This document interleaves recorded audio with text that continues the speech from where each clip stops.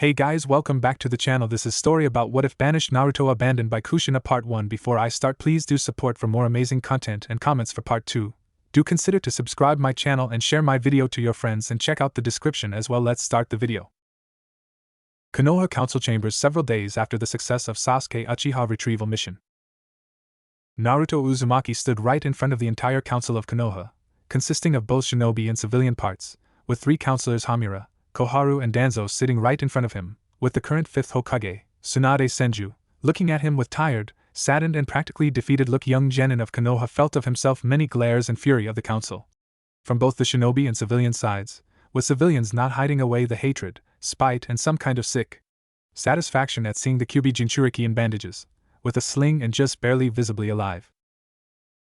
Sasuke has done a very great number on Naruto, piercing his chest, breaking his bones and injuring Naruto so badly that if it had not been for Kyuubi and his chakra, he would bit the dust before he had managed to knock that bastard out and drag him back to Konoha. And just as he did that, fatigue, blood loss, torn muscles and broken bones finally forced Naruto to collapse at the gates of his village.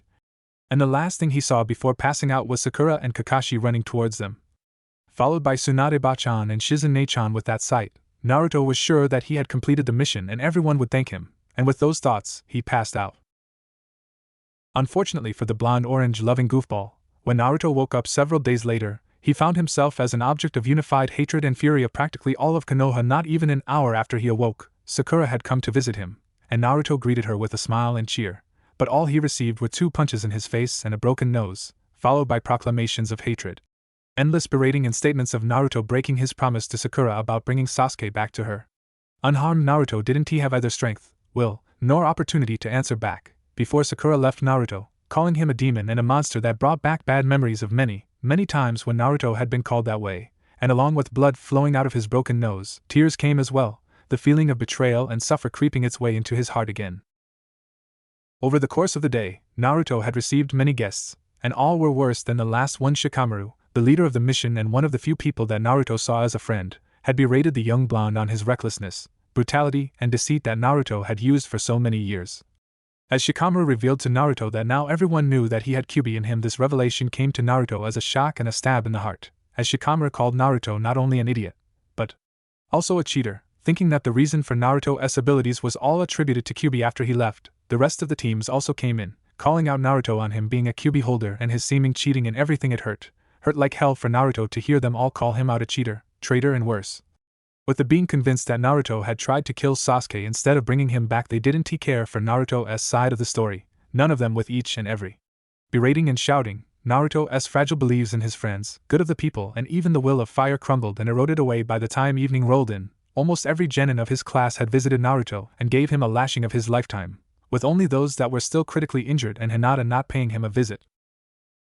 When the evening came in, Naruto's sensei, Kakashi, has finally showed his masked face, and Naruto had hoped that at least he, the man that was responsible for Naruto, would explain to him what was going on and let Naruto speak up. But alas, Naruto's heart sank even further and his beliefs were shattered, when Kakashi, with a tone of disappointment and harshness, told Naruto how he was disappointed with Naruto, stating to him that his mission was to bring Sasuke back unharmed, yet Naruto seemingly went out of his way to lash out on him, all because of the petty rivalry. Naruto listened as this man, whom he considered to be the closest thing to an older brother and even father, was verbally destroying him, revealing to the young blonde the real colors of Hatake and his endless favoritism of Sasuke Uchiha. Kakashi ended his tirade about the importance of teamwork, how Naruto had went up against everything that he had taught him, and also against the teachings of Naruto's favorite Hokage, the 4th Hokage, with information that Naruto was no longer his student, nor was his secret protected, as Konoha Council finally revealed it to everyone in the open when the Cyclops had left Naruto. Young blonde looked worse than ever, with a feeling of his soul being torn to shreds and his heart crushed to nothing. For the first time in years, Naruto had wished that he was dead. When the night rolled in, with Naruto hoping to at least lay down and sleep, he received the very last visitor, Jiraiya, the pervy sage and a man that Naruto had admired almost as much as the 3rd Hokage. By the end of his visit, Naruto's opinion had changed drastically, as Jiraiya had expressed the very same disappointment and anger with Naruto as everyone else, with Toad Sage going as far as to admonish Naruto for using Rasengan on his friend to kill him and relying on the demonic fox to fight Sasuke just like all the others. Jiraiya cared not for Naruto's critical condition and what Sasuke had done to him, instead focusing on Naruto's failures. Toad Sage had expressed to Naruto that Lord 3rd and 4th would be sourly disappointed with Naruto, especially the 4th, along with informing young Genin that he was no longer a summoner for toads. As Jiraiya had terminated Naruto's contract, everything that Jiraiya had said, Naruto simply took in with a blank expression, showing no emotion or anything, only letting his tears fall freely as the man he once respected was berating him for practically nothing. When Jiraiya left Naruto, young blonde simply stared at the wall with the dead expression and not even will to move anything. Years of berating, beatings, isolation and hatred, and now all coupled with what he heard today from essentially the closest people Naruto had. Everyone has a limit to how much pain and sorrow they can take, and no matter how strong your spirit is, how powerful your will is, and how much light you have in your heart, Naruto Uzumaki had always clung to the belief in best of people and that he had those that cared for him. Yet today he faced the harsh and cold truth of his life. No matter how much he had tried, fought, bled and protected, people of Konoha will always see Naruto as a demon and trash, and with this realization came the understanding that Naruto's dream of becoming a Hokage was only ashes to him now, because with so much pain, suffering and sorrow that he had experienced, Naruto's soul couldn't hold on to a hope of finding happiness in Konoha any longer. For the first time in his life, Naruto had let the long-quenched and restrained hatred for Konoha gain a hold of his heart. It was always there, festering and expanding, like a cancer. With every glare, every beating, berating, bias and more Naruto had tried as hard as possible to quench it. But now he accepted the simple fact that he had realized when he was a kid. He hated this place, he hated the Konohagakure, and he hated its people for all they've done to him. Naruto has had enough, and the wall that held back his darkness finally crumbled, with the blonde accepting the cold and harsh reality as it is. The next morning Naruto was woken up from his dreamless sleep by Anbu and Shizen, informing him that he was summoned into the council chambers immediately. With the help of Shizen, Naruto was able to dress up and get to the place where he stood now, feeling the collective glares, hatred and resentment from everyone in here, save for Tsunade, Shizen, Kurinai, Anko, Hinata and Anbu guards that were here.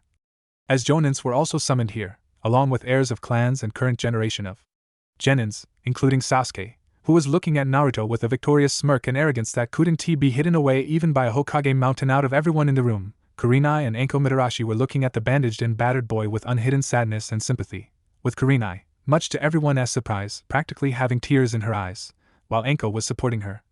While Tsunade simply allowed her tears to fall, Naruto was surprised at looking at them all, but in his mind, he already knew what this was all about, and he was already prepared to what was to come. He has had enough of Konoha already, and seen how rotten it is for him, so there was little to nothing that they could to surprise Naruto at this point.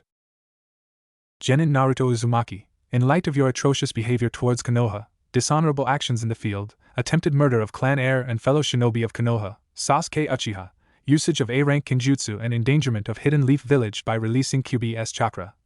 The Council of Konoha has found you guilty of all charges. You are hereby stripped of your status as a genin and a shinobi of Konohagakure no Sato. Your property, valuables and money are stripped of you in order to compensate the damage done by you to Uchiha-sama and this village. Koharu read the verdict, with Naruto gritting his teeth from anger at how all of them have stripped Naruto of all that he essentially had. In addition to that, the Council of Konoha has found your presence in this village and land of fire to be a danger to both the village and our country. Because of that, you are hereby banished from Konohagakure no Sato and the land of fire for life. Should you ever be found within the borders of Hai no Kuni, you shall be executed on sight as an enemy of the state and traitor to Konoha. You have 24 hours to leave Konoha and 1 week to leave the land of fire. Now, place your shinobi license and your headband before Lady Hokage.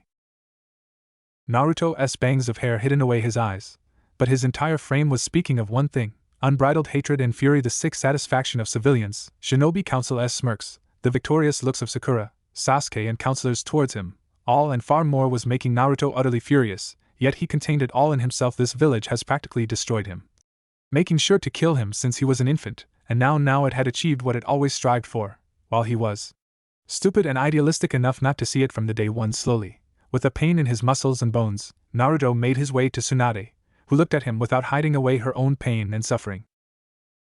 She had initially saw Naruto as small brother, but over a few months, her views on his changed, and Naruto became far more like a son she never had. Tsunade maybe never showed it, yet it made her heart warm when Naruto called her Bachan, occasionally even Akachan when she was particularly caring towards him. Not long after Tsunade had returned to Konoha and saw just how horribly Konoha has treated Naruto, she tried to her hardest to ease the hidden pain and anger that Naruto had in him, helping him however she and Shizen could. Restoration of Naruto's apartment, good food supply, clean water, new and clean cloths and more. And now, this village has destroyed the young blonde and everything that was good in him for this place, and it hurt Tsunade hurt even worse when she had lost Dan and even Nawaki. As to her, Naruto was her son, and she was the one to fail him as she was absent, tending to Naruto's injuries. Council took this as a golden opportunity and used it to the fullest, doing its best to exile and destroy Naruto, take away everything that he had, all right under Tsunade's nose. Tsunade had never hated the village her grandfather and granduncle had built, but after this, and what she had found out later on in Sarutobi's files, Tsunade truly, for the first time in her life, felt an utter hatred towards this place. Naruto saw the familiar pain in Tsunade's eyes, and only gave her a sympathetic look. Young blonde Maeve hated this village now, but not Tsunade, nor Shizen. They were never the ones to hurt or betray him. No, they were about the only ones to truly help him, to care for him as he was, and without any deceit. He Maeve looked like a fool. But even Naruto knew that this farce was fully on hands of the council and not his surrogate mother and sister. With a free hand, he took off his headband and placed it onto the table, followed by his license on top of it. When Hamura was about to reach it with her hand and a sickeningly satisfied look, Naruto slashed a kunai right into both of the, piercing the symbol of the village and his license, surprising and shocking everyone, as kunai went right through both objects and table, earning him even more heated glares. Before anyone had a chance to say anything, Naruto finally spoke up. Good riddance was all that he said, with a voice filled with coldness, hatred and resentment, one that was completely foreign to everyone's ears, with Kurinai, Enko and Shizen breaking down at those words, while Naruto wobbled away from the chambers, not caring for the insults thrown towards him by his former friends and others. Naruto! Right when Naruto was about to leave the building, he was stopped by the voice of Tsunade, making him turn around and see her coming towards him. And Naruto, I am so sorry, Don't be. Naruto simply stated to Tsunade, surprising her a little. You and Shizen Nachan had nothing to do with it. I know it. The council, civilians, shinobi, advisors, I long knew that they wanted to get rid of me. I was just stupid enough not to accept it. I am actually surprised they've even allowed me to live. I was ready to meet the executioner's blade, to be frank with you. Naruto, don't say it like that. It's not like you. Tsunade practically shouted at him in shock. I know that what happened here was harsh, and it was utterly atrocious. But don't let it get to you. I will overrule them, and they'll regret ever doing such a thing to you, and you'll be back in no time. Kao-chan. Tsunade was immediately stopped when Naruto called her like that, looking at the greatly saddened face of her surrogate son. Thank you, you and Nachan, for everything. I know that you mean well and want the best for me, but please just let me go. You and I both know that this village and all of those people, they'll never accept me as you and Nachan had accepted me. To you, I am Naruto, but to everyone else, even Kakashi team and Jiraiya team, I am a disappointment, a cheater, a demon, and only a tool to be used and tossed away like a trash. They, Sakura, Shikamaru, Chuji, Kiba and everyone else have let me understand it all too well.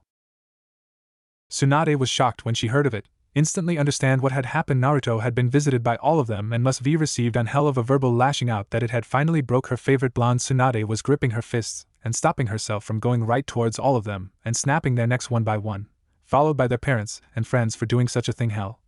The first one on her list was her own former teammate, Jiraiya, whom she hated at this moment more than even Orochimaru. He was entrusted with Naruto, had taken him as an apprentice, and did this to him. Jiraiya, I hope you already left this village, because if not, I'll personally send you to hell for this. Tsunade mentally swore to herself. And you, Sarutobi-sensei, I hope your pitiful soul is suffering in Shinigami's stomach for what you have done to my Naruto and allowed those bastards out there to do to him. If only my parents and grandparents had seen it, if only Minato, my boy, had seen all of you. And this, Tsunade thought to herself with deep sadness as she remembered the fourth Hokage arc. Screw you all. You may take away everything from my Naruto here, but you won't take away from him what belongs to him by his birthright, nor will I just abandon him, not the second time. To hell with being a Hokage and all of you fucking bastards. Tsunade wiped away the tears and looked at Naruto, pulling out of a pocket a green storage scroll and giving it to Naruto. Naruto, this storage scroll contains water, provisions, medicaments, cloths, money, books, scrolls and a map from Senju's vault. This is all yours. Tsunade surprised the blonde when she gave it to him. The food and water will be enough for you to last at least a year, while there is also more than enough money to start a new life somewhere nice. While scrolls and books should teach you what those two bastards should be, don't worry, or even think about returning any of it. All of that is yours and I won't hear otherwise, Tsunade said to him with strength. But why? Naruto asked with a shaky voice, shocked at Tsunade giving him so much.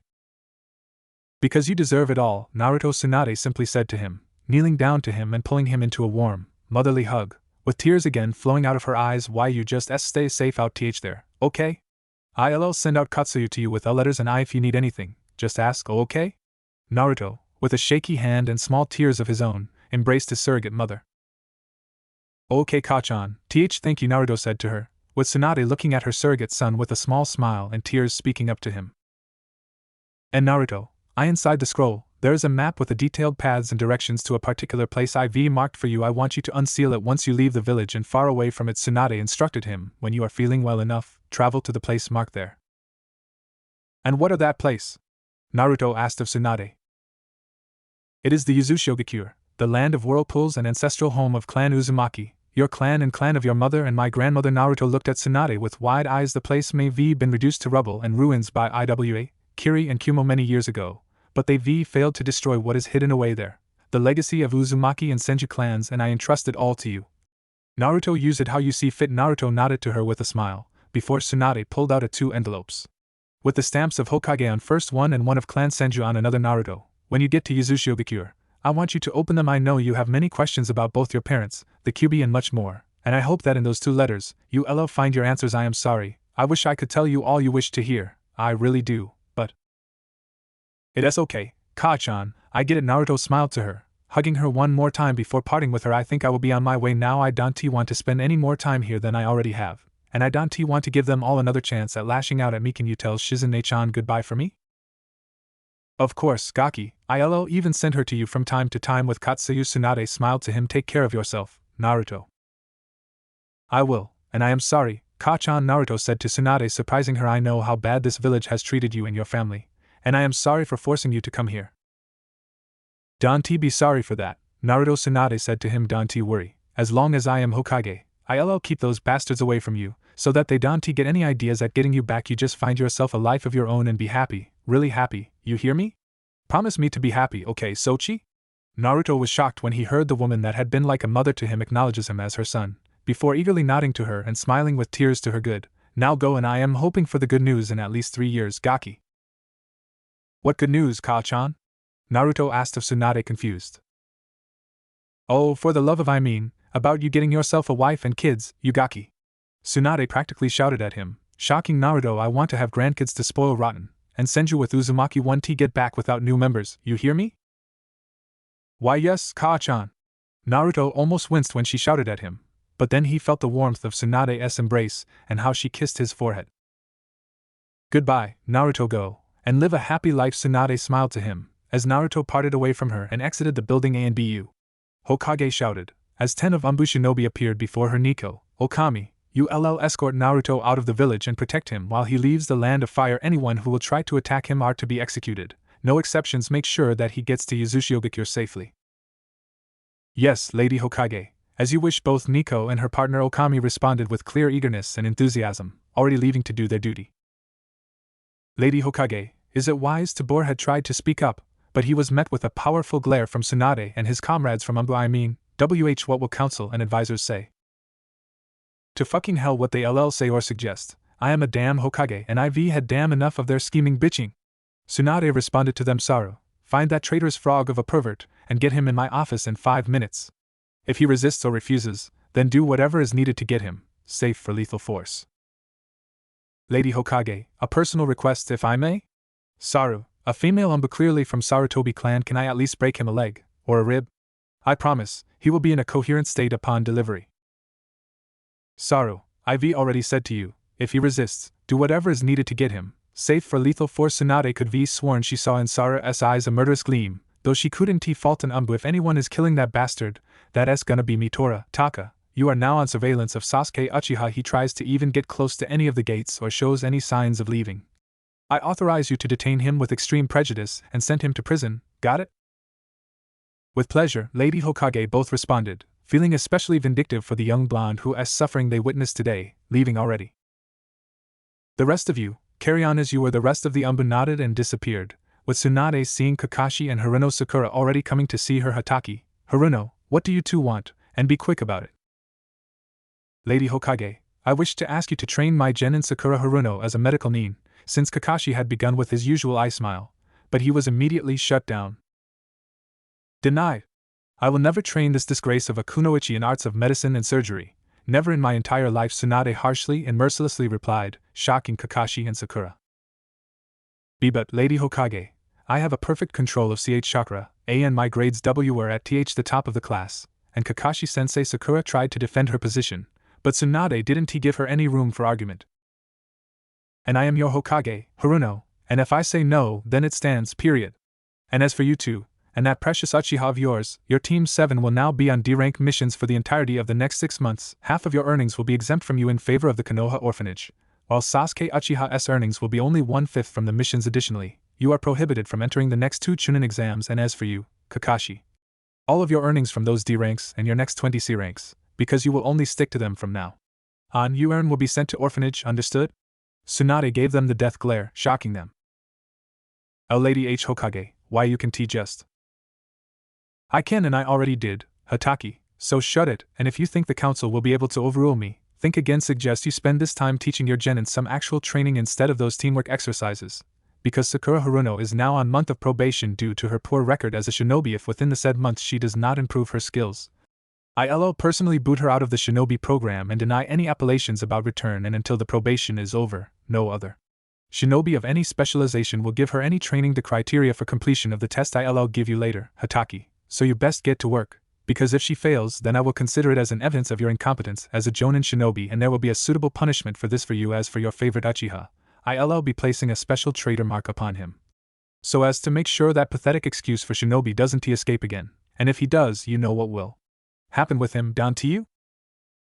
Lady Tsunade, you are taking this too far. What could have caused my team to suffer such uncalled for punishments? Kakashi asked of Tsunade, genuinely shocked at hearing this, knowing full well just what a special traitor mark means in shinobi world. Your blatant bias, favoritism, and also your inadequate work as Jonin, shinobi, and self-proclaimed best student of 4th Hokage, Hataki. Had you really cared for Minato's teachings and followed him, you would have known by now that you've sullied his memory and legacy in the worst possible way. Now, get out of my sight! Tsunade roared at them, making the two scatter away from her, while her thoughts were once again with her surrogate son.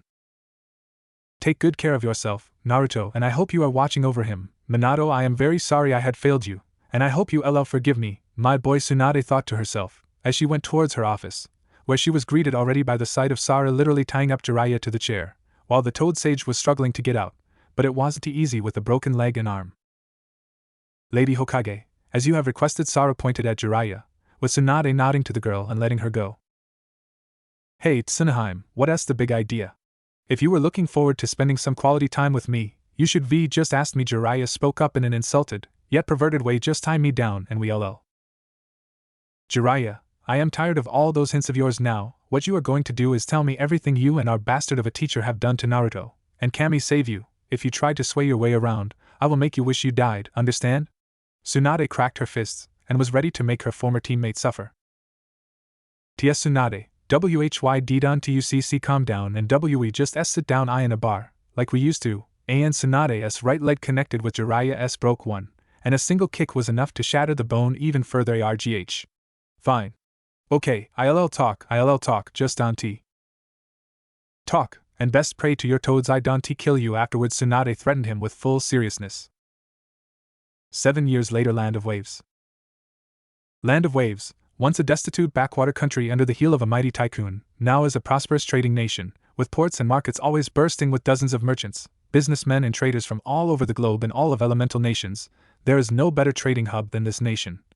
No better place to buy something at the best price and quality, and to all of this Land of Waves and its people who are enjoying their golden age owe to Naruto Uzumaki, the unjustly banished shinobi of Konoha and a hero of Wave. When the news had spread about Uzumaki's banishment, Konoha suffered greatly on a diplomatic arena, losing diplomatic relations with lands of Snow, Wave, Waterfall, and most recently, Suna, all of whom had connections to knucklehead shinobi and viewed him with great respect and admiration.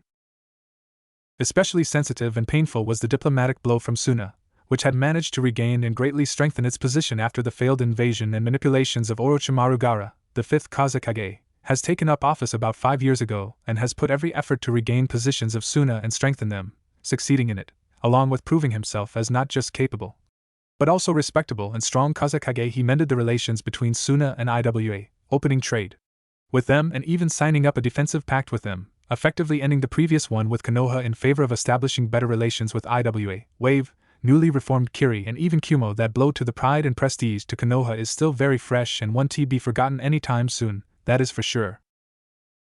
And while most of the elemental nations were enjoying a period of relative stability and peace, currently in the Land of Waves, things have suddenly taken a turn towards the slight instability, when 2 persons wearing black cloaks with red skies on them appeared in the capital, causing destruction and chaos right out the bat. causing people to run for their lives or become a cannon fodder for the Akatsuki usually.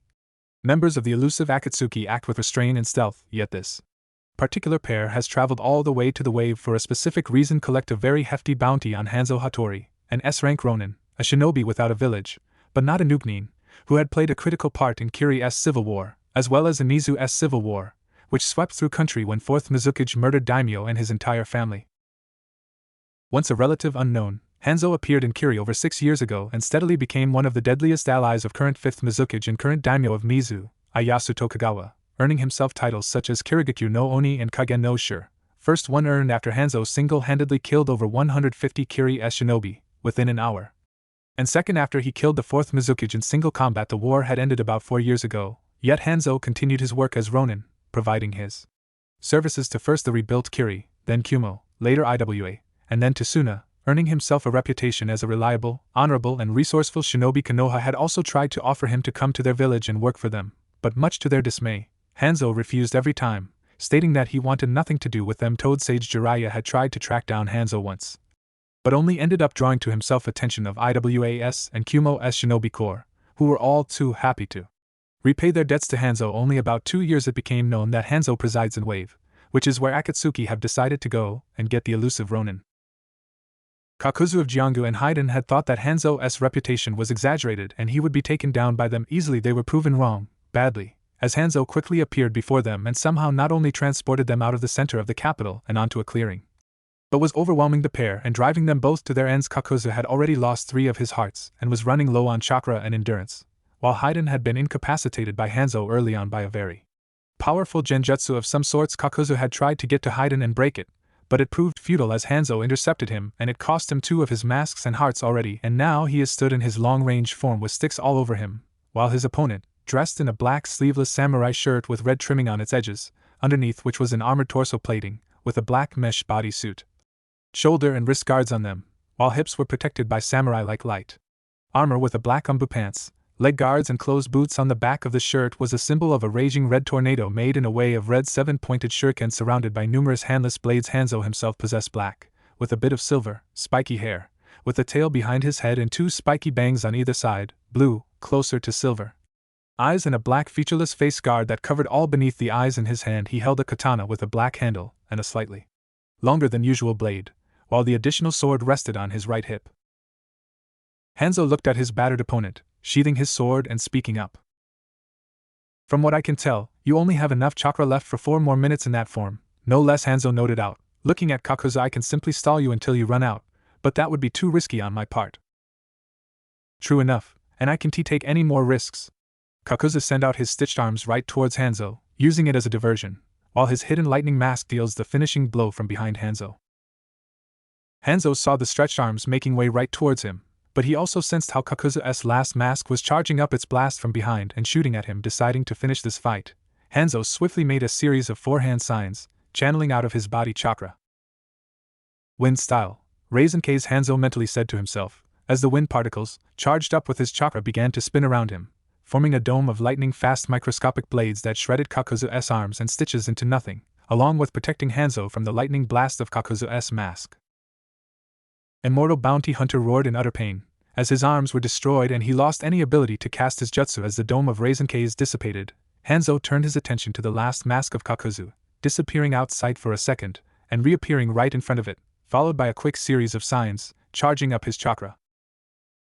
Wind style, Kaze no Yaiba, and from Hanzo's palms flew out invisible small discs of wind, swiftly striking the lightning mask and shattering it, with the rest as stitches falling apart. Hanzo turned his attention towards Kakuzu, who was already trying to escape from seemingly unbeatable opponent, literally running in the opposite direction from him. "Damn it, I haven't been so soundly beaten since Hashirama Senju nearly killed me. That Hanzo is nothing like the Amikage when it's like I was fighting Itachi Uchiha without Sharingan, but with Kisame's endless supply of chakra and speed of 4th Hokage, damn it," Kakuzu thought to himself, as he ran past his still entranced partner, leaving him to his fate. "I need to inform the leader that we might have a serious problem." With Kakuzu's train of thought had been stopped, when he suddenly saw Hanzo standing right in front of him, and charging what seemed like a spinning ball of pure chakra with fire coursing through it. "Should V ran when you had the chance, Bounty Hunter fire style," Razanteya, Hanzo simply said, as threw the flaming ball of chakra at Kakuzu. Once the sphere had connected with Kakuzu, it immediately expanded around Kakuzu, engulfing him and burning away all that there was of him and everything there was in a radius of 2 meters, including grass, leaves, trees, and even stones and ground, like a small miniature sun, in honor of which it was named. Once it had dissipated, Hanzo let out a sigh, seeing only the glass floor where once was Kakuzu and nothing more. One down, one more to go, Hanzo simply said to himself, moving towards Haydn, who still stood immobilized, with only his face giving away the twitches and microspasms, with his three-bladed scythe laying down another one of Jashin fanatics like I haven't had enough of you in Mizu no Kuni. Hanzo, in a swift motion, grabs his left katana and easily, with the speed of a lightning, slashes Haydn's head off of him, breaking his genjutsu and letting the dismantled body fall onto the ground. What the fucking shit piss did you do to me, you cocksucking bitch?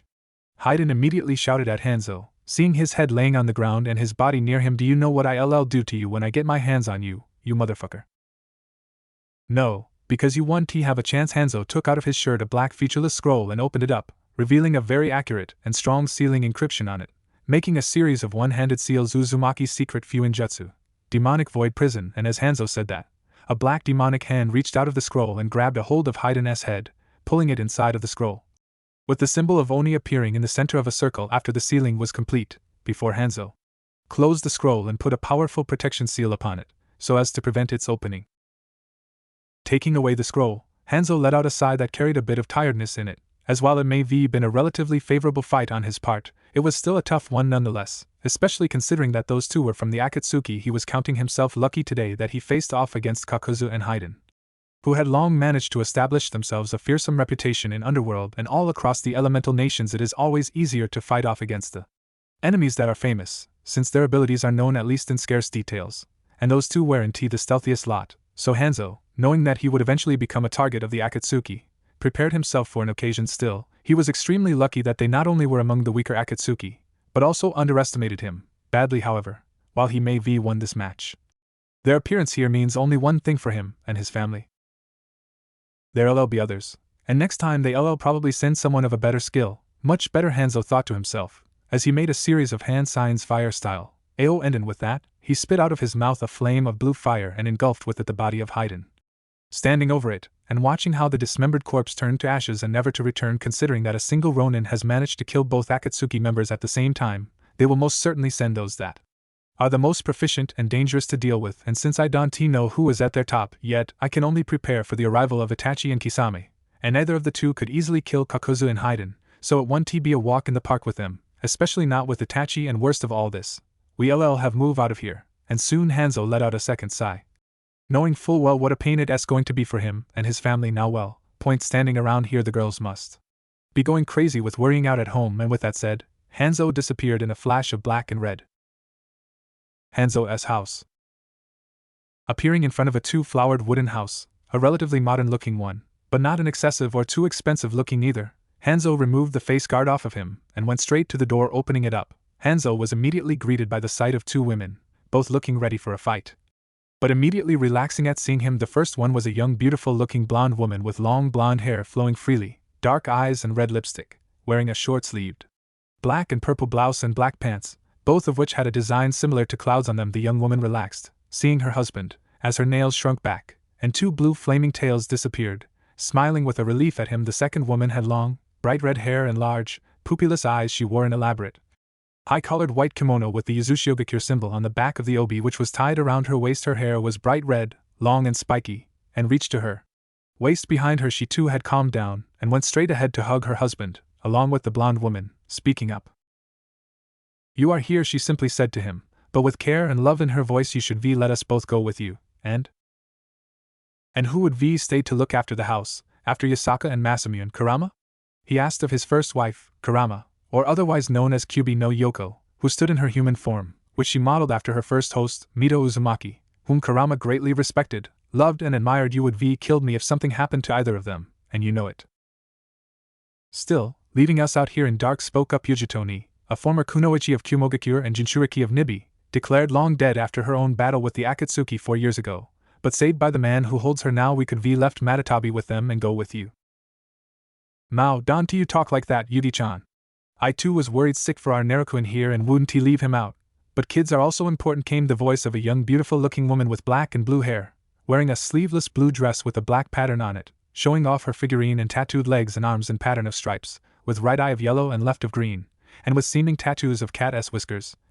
Rushing towards her husband and hugging him. Naruto-kun, tell me, are those? Yes, Mata-chan, they are gone, and they won't hurt either of us here, nor our children, said Naruto Uzumaki, once a former shinobi of Konohagakure, a Jinchuriki of Kyubi and betrayed by the very people he swore to protect, now known to most of the world as Hanzo Hattori, husband to 2 Bijou and another former Jinchuriki.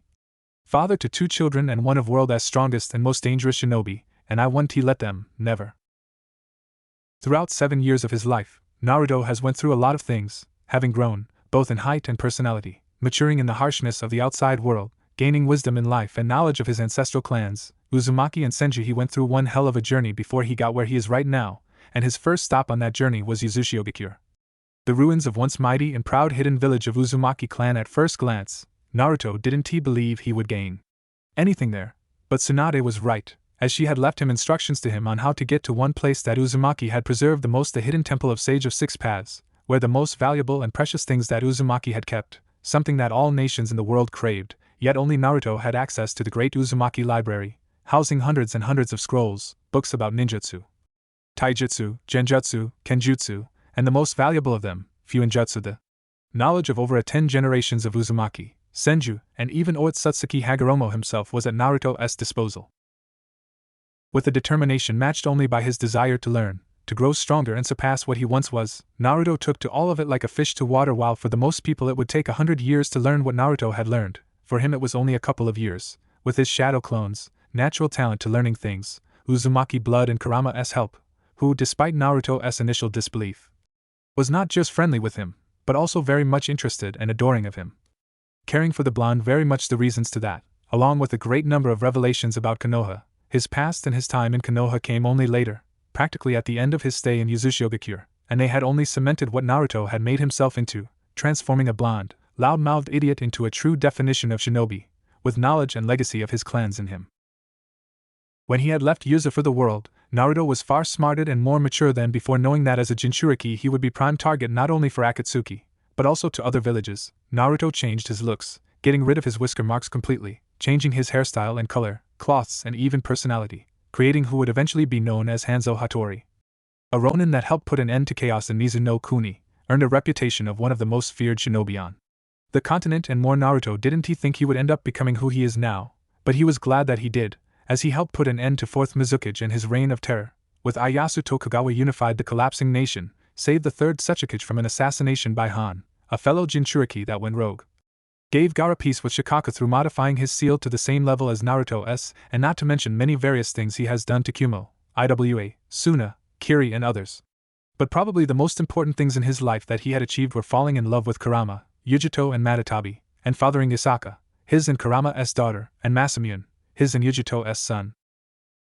With the absolutely extensive knowledge on Fuinjutsu from Uzumaki, texts of the Sage of the 6 Paths and medical colossal knowledge of Mito Uzumaki and Hashirama Senju, Naruto had found a way to let Kurama be free without dying. He freed her of her prison in him, but he is still connected with her nonetheless, capable of drawing her chakra trough, the link they share by the time it happened. He and Kurama had long fallen for one another, and Kitsune didn't hesitate to marry her former jailer, taking a form closest to her spirit and fancy. Soon after that, Naruto and Kurama had rescued Yujito from Kakuzu and Haiden, and the former Kunoichi of Kumo stayed with them, for she was badly injured and considered dead. Soon after she recovered, the former Konoha nin grew onto her, and she fallen for him, as did her own tailed beast, Matatabi. It was awkward at first for Naruto, but he accepted them as well. And so, after freeing Matatabi, they became one big family that soon grew in number. With Kurama giving birth to Yasaka and Yujito giving life to Masamune, the fact that Kurama was pregnant was a shock to all, including her. But it would seem when Sage of 6 Paths gave birth to tailed beasts, he granted them ability to become humans at will, and it came with the possibility of giving birth to children. Never in her life had Kurama been happier than when, with the help of Tsunade, she delivered Yasaka and held her tiny baby in arms, with tears of happiness. Mama? Papa? Just as Naruto had thought of, a voice of a 4-year-old little girl dressed in a yellow and black kimono, with golden eyes and long golden hair, came down from her room, followed closely by a little 3-year-old boy with short blonde hair, eyes blue and dressed in a blue shirt and white pants. Looking at their parents, are the bad people gone? Yasaka asked innocently, with Kurama moving to her, while Yujito went to her son, both kissing and comforting them. Yes, my little Kitsune, They are gone and 1T hurt neither mommy or daddy, or your little brother Naruto said to Yasaka, going to her and Masamune, kissing their foreheads now. Let us see what your mommies have cooked up for us, shall we? Evening. Just as the children had went to sleep, Naruto and his wives came together in the guest room, knowing that they need to discuss something very important. They didn't want to scare kids, so they waited until they were asleep, and now, when there was no one to interrupt them, Kurama decided to begin. We all knew that this would happen eventually, Kurama said evenly. Akatsuki are starting to move and it's clear that we are their target. Kakuzu and Haiden didn't know about me being your Jinchuriki, nor about you, Yugi-chan, or Mata-chan. They were here only because of the bounty on my head, Naruto clarified, with Matatabi and Kurama breathing a sigh of relief. But now that both of them are dead, I imagine Akatsuki will send their best after me. After all, there is a guy who had single-handedly killed 2 of their members had I been them. I wouldn't let it slide that easily, and considering they know where we are, it'll only be a matter of time before they come here with big guns as strong as all of us are. I do not want to take any chances, especially with our kids' lives on the line. Me either. I shudder at the thought of something happening to Makuin or Yasaka-chan. Yujito agreed. In that case, we'll have to decide where to go. Obviously staying here is pointless, and any other small nation is a no-go either. Our only options are the Big Five and their hidden villages. Kumo is out of the question, since they'll reseal Mata-chan and you, by force, and it will be back to square one for you. Yugi-chan. Naruto saw how his wives agreed with them. While Reikuge and I are on good relations, I wouldn't put it past him to stab me in the back and use us all for his own benefit. IWA is a no-go as well, especially considering the fact of Inoki using Akatsuki to his own benefit and give him Nibi, Kyubi, their Jinchuriki and their children. He is just as old as he is spiteful, prideful and eager for revenge after the Third War, so he'll use us, no doubt about it. And as for Konoha, Yujito and Matatabi clearly saw the looks of hatred on both Naruto and Kurama. No, never. I won't those scums get even in 100 miles radius to me, Narukuin and our children, not after what that bastard Third and his frog apprentice did to us, Kurama said with strong anger in her. I never held any ill against them before I understood what Mito had to do with Kushina. It was hell, and she was nothing like Mito-chan, always so ugh. IV had more than enough reason to hate her, but all of that doesn't even compare to what those bastards have done to Narukuin, and how they banished him. Had it not been for Yasaka and those few that I am grateful to in Konoha, I would gladly level it to the ground already. So far, Konoha and the rest of the world think that Naruto Uzumaki is dead, and it's best that way. Aside from Tsunade-ka-chan, Shizune-chan, Enko-ne-chan and Kurinawa-ni-chan, I do not trust any of them. Especially the council and advisors. Naruto stiffened up when he remembered them all, and if they find about Yasaka and Masamune and what Hiruzen team and Jiraiya did to me will be nothing compared to what those bastards do with them. Hell, I would pay money to see Kurama go at Konoha. Which means that our options are Suna and Mizu. Matatabi stated. As a matter of fact, both options are nice and good, and while I don't mind the heat neighborhood with our one-tailed brother, doesn't he sound too well to me? We all know how he is, especially around me and Kurachan. He is actually really docile now. Mata-chan. Gaara even says that Shikaku is like stone. Naruto found the right word, but while people in Suna are nice and Gaara is practically my best friend, Mizu is actually the best option. Ayasu knows me and long has offered me a position at court. Mizu shinobi respect me. Plus we have a house in Kiri and the capital there. Not to mention Mei-chan is also there. Matatabi added up, getting a mock glare from Naruto. Oh please, we all know how much she loves you, Narukuin, not to mention she adores the kids like she is their mother, not to mention she is all for sharing the love. You are just determined to get her on board with this, aren't you, Mata-chan? Naruto rhetorically asked of her, knowing the answer not only from her, but also from Kurama and Yujito. Alright, we'll first settle things with Tazuna, talk to kids. And suddenly, out of the blue, Naruto stiffened up and immediately darted to his swords and face guard, putting it on and his armor in matter of seconds. Someone unknown is approaching the house right now. Kara, once I leave, activate barrier, Yugi and Mata. Kids are on you. I'll be back fast, Naruto said to them, putting on his game face and teleporting out of the house in a black and red flash. Front of Naruto's house. Flashing back in the world under the shadow of the trees, Naruto scowled, looking at the intruders. In the last 7 years, he has faced off against tailed beasts, Jinchuriki, armies of samurais, shinobi of every rank and many numbers, kage and more. Naruto had survived and prevailed through all and more, but this is the first time that he was actually surprised. The very gall of the intruders coming right in front of his house. Thinking like they have the right. Well, looks like it's time for Hanzo Hattori to teach certain someone a lesson in humility. Jumping off of the tree branch, Naruto stepped out into the moonlight and spoke up. Not many dared to come to me so openly, much less survived. Naruto spoke in cold and emotionless way, eyeing the intruders. Now, state your business, shinobi of Konoha. To what do I owe the displeasure? Right in front of Naruto stood the entirety of Konoha S11, now promoted to the Chunits, some to Jonits, all grown up and prideful. Standing right in front of Naruto, he saw familiar faces of Rock Lee, who had called him out as unyouthful cheater and deceitful demon, Shikamaru, who berated him for what he has done to bring the precious Uchiha back, Kiba, Shino. Tenten, and more. The ones that were most interesting to him were Sakura, who looked just as she used to, only older and more mature, but, overall, just as pitiful, pathetic and arrogant as ever. Naruto blamed Third and Jiraiya for making him develop a crush on her, due to certain reasons, and the next one who was interesting to Naruto was the man himself, Sasuke Uchiha, fully grown, sporting the same duckbutt haircut, but now with a special traitor mark displayed on his right side of the face, not only a leash, but also a brand, the mark to everyone. That this man had betrayed at S Village, and everyone must know it, and if he ever decides to do it again, he won't live long enough to regret it. Along with the former Genins, Naruto saw their former Jonins, scowling at Guy, Asuma, and especially Kakashi. Only Kurenai, the only person here, whom Naruto was actually happy to see and wished to only talk to her in private, yet. Hanzo Hattori, Shinobi no Akuma, and Kirigakyu no Oni? Kakashi could only see a slight nod from the man standing in front of him. You have made quite the reputation for yourself, the man that has massacred clans of Oda, Saido, and over 100 shinobi in 1 hour. Only my former sensei was capable of such feats. Fourth Hokage was a true shinobi no kami of his time. I am content with Shinobi no Akuma now. What do you want, Konoha? I do not like to do business with you, so be quick. Naruto placed his hand on his sword, seeing how most of the former Genins already went into a fighting stance, and even a genjutsu was sent his way. Word of advice, Haruno. Pitiful genjutsu like yours will only aggravate me more. You have 3 minutes to state your business and get out of here. Or what? You honestly don't expect to defeat all of us here on your own? Kiba boasted loudly. With Akamaru barking up in agreement, you may be famous and all, but there's no way you can take me down. 2 minutes and counting, Naruto simply stated, not fazed by the threat.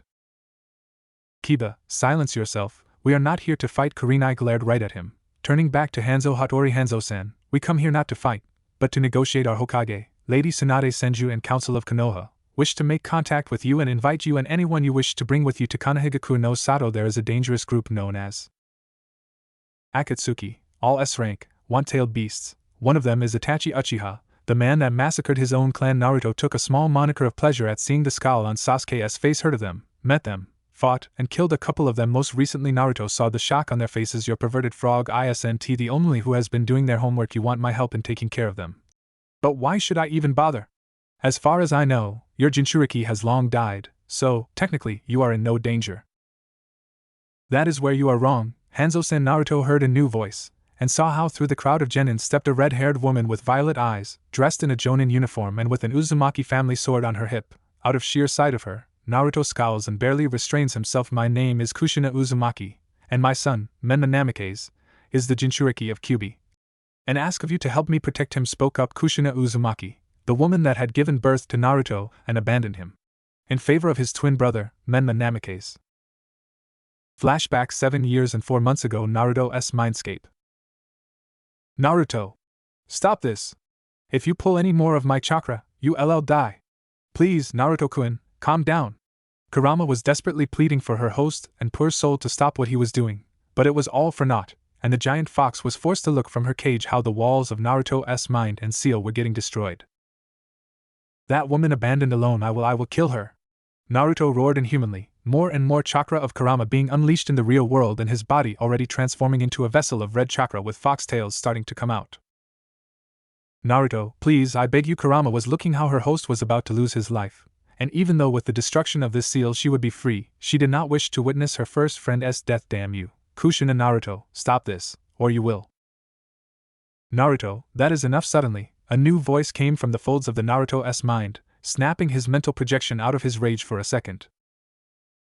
That split second was more than enough for the newcomer to appear right in front of Naruto and push him away from the cage. As he was about to rip away the seal, Naruto stumbled and fell down into the water, anger and rage leaving his eyes and mind in an instant. As shock and surprise came over, he looked upwards, to see a young blonde man, with sky-blue eyes and spiky hair, dressed in a white Haori and Jonin uniform, standing over him, extending his hand. It didn't take any time at all for Naruto to immediately recognize who that man really was. Fourth Hokage Dead. Naruto looked up in awe, as Minato Namikaze, 4th Hokage of Konoha, and father to Naruto smiled to him. But how and why? When I sealed the half of QB's chakra in you and the other one in Menma, I had also split my chakra evenly between you, sealing it as a failsafe, in case one of you ever were to unleash Kyuubi or the seal to be broken externally, Minato explained, as Naruto shyly accepted his hand, rising up from the waters in your anger. Naruto, you began to unleash more and more chakra of Kyuubi. If you hadn't stopped, you would died, son. I had tried to stop him, Yondaime, but your damn seal prevented me from that, so I am blaming you on this part. Kurama complained loudly at the man, making him turn to face the giant fox. I would praise your work here, Minato, but after what Naruto had went through, I would much rather rip you to shreds, along with that cursed woman and your teacher. Do you even know what they put Naruto-kun here through and what your predecessor had done to him? Because I'll be more than happy to explain it all in great detail. Kurama roared in fury at the man that sealed her, but Minato didn't flinch even a little bit. You don't have to tell me about it, Kyuubi. I know what they have done, Minato said to Kyuubi and Naruto, shocking them both. IV watched through Naruto's eyes and witnessed it all firsthand, and it is part of the reason why I am here now. Minato turned to face his son, a saddened look on his face and apologetic eyes were seen by young blonde Naruto. I know what you have been put through, all about it, and even more than you think, and while as a Hokage, I may try and understand that what had happened to you was necessary, but as your father, a loyal shinobi of Konoha and a human being, I do not see any excuses to what they had done to you, and all because of the choice I had to make, my son, and for that, I ask for your forgiveness. I have no excuses to offer, only the truth. Dad, what do you mean by all this? Naruto asked of him, with Minato answering to him. Naruto, when you were born and I had to seal away the Kyuubi, I had a few moments left in the world and I asked of Kushina to look after both you and your little brother. I also had wished for Hiruzen to inform my mother about you and your brother, so that she may help raise you, but right after I had passed away your mother had decided to abandon you, convinced in her grief, sorrow and delusions that Kyuubi here had taken over your body and that my sealing didn't work properly, has decided to leave you in Konoha. Minato told his son with sorrow and great deal of disappointment in his voice. The woman I had loved for all my life, who had made me the happiest man in the world I had known. Kushina feared Kyuubi greatly, hated it so much that it clouded her judgment at times, but to go so far is something even I couldn't see happening, nor can I forgive her for doing such a thing, not for abandoning you, nor for how she had turned the village against you. Turned the village against me?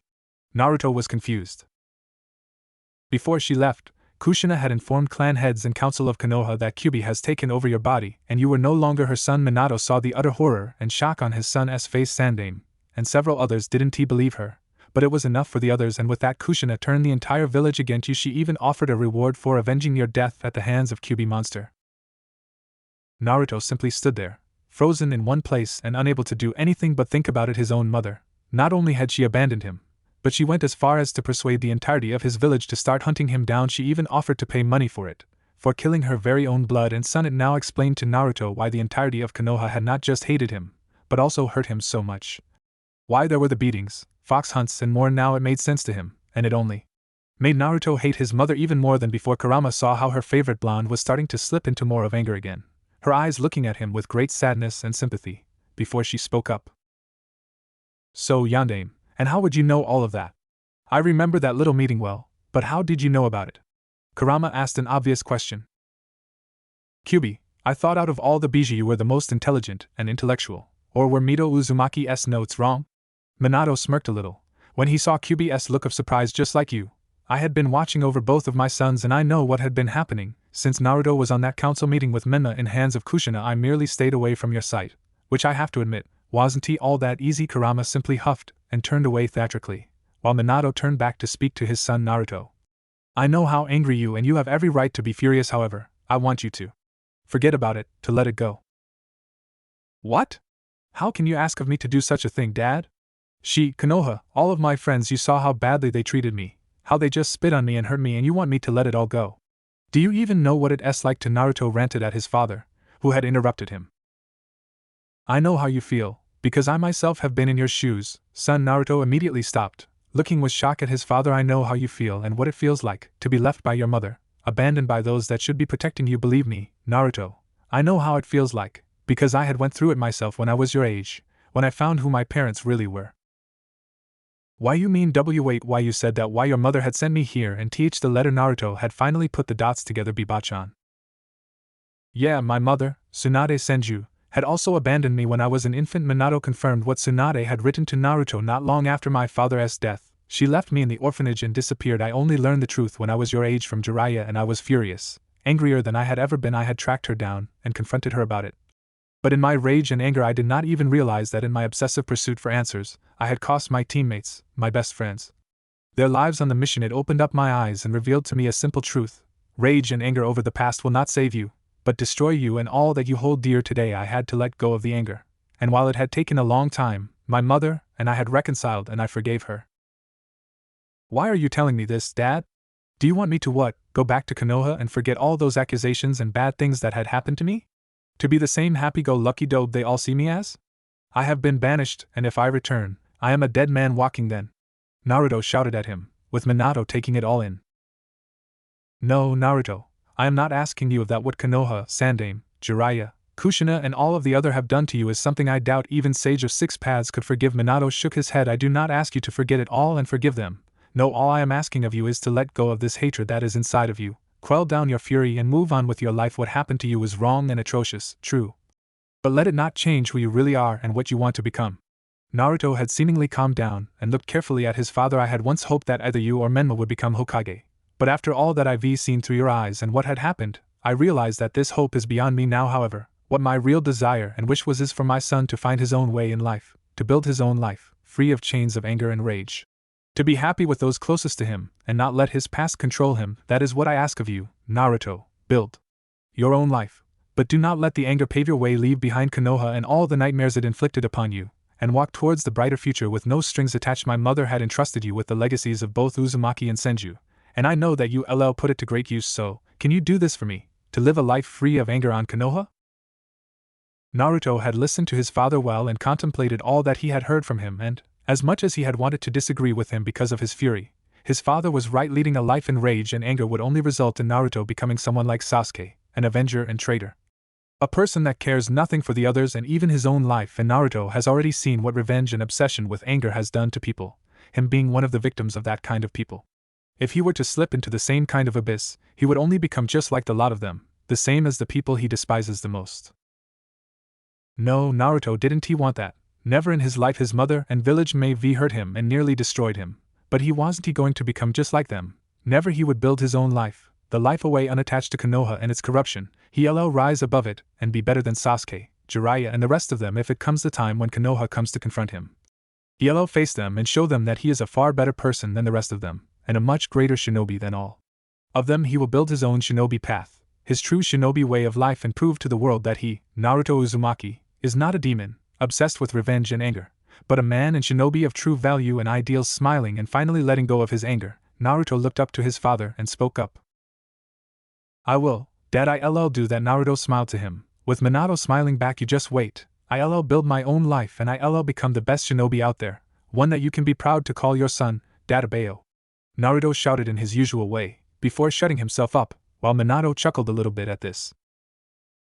I believe you, Naruto, and I have faith in you, Minato said truthfully to Naruto, embracing his son in a fatherly hug. And I am already proud of you, more proud than I could ever be. I'll be looking after you, Naruto. Minato began to dissipate, drawing Naruto to tears and shock. Don't worry, since the seal hasn't been broken, and you haven't unleashed the eight-tailed, I will remain in here for a time being, in case the fuzzball decides to try anything funny. Oh, who do you call a fuzzball? I am an intelligent and culturally attuned kitsune, you blonde monkey. Kurama shouted in indignation. Your great-grandparents were often at awe at how intellectual I am, especially that great-grandfather of yours. He even had asked me for help with that gambling of his. Heh, I believe you, Minato simply chuckled to her, before turning back to Naruto. Naruto, take care of yourself. We'll meet again someday. I will, and thank you, Father. Naruto smiled through tears to him, as Minato dissipated, leaving his son with a renewed vigor and inner fire burning within him with greater brightness than ever. Flashback and present day. That day had changed Naruto's life in more ways than one, and had paved the way for the young blonde's path forward. He left behind him his hatred for Konoha and any notion for revenge for them, breaking free of it all and unleashing his soul for the endless possibilities of the world. Don't get him wrong, what Konoha and Kushina had done to him will not be forgotten or forgiven, and there was anger about it all in Naruto.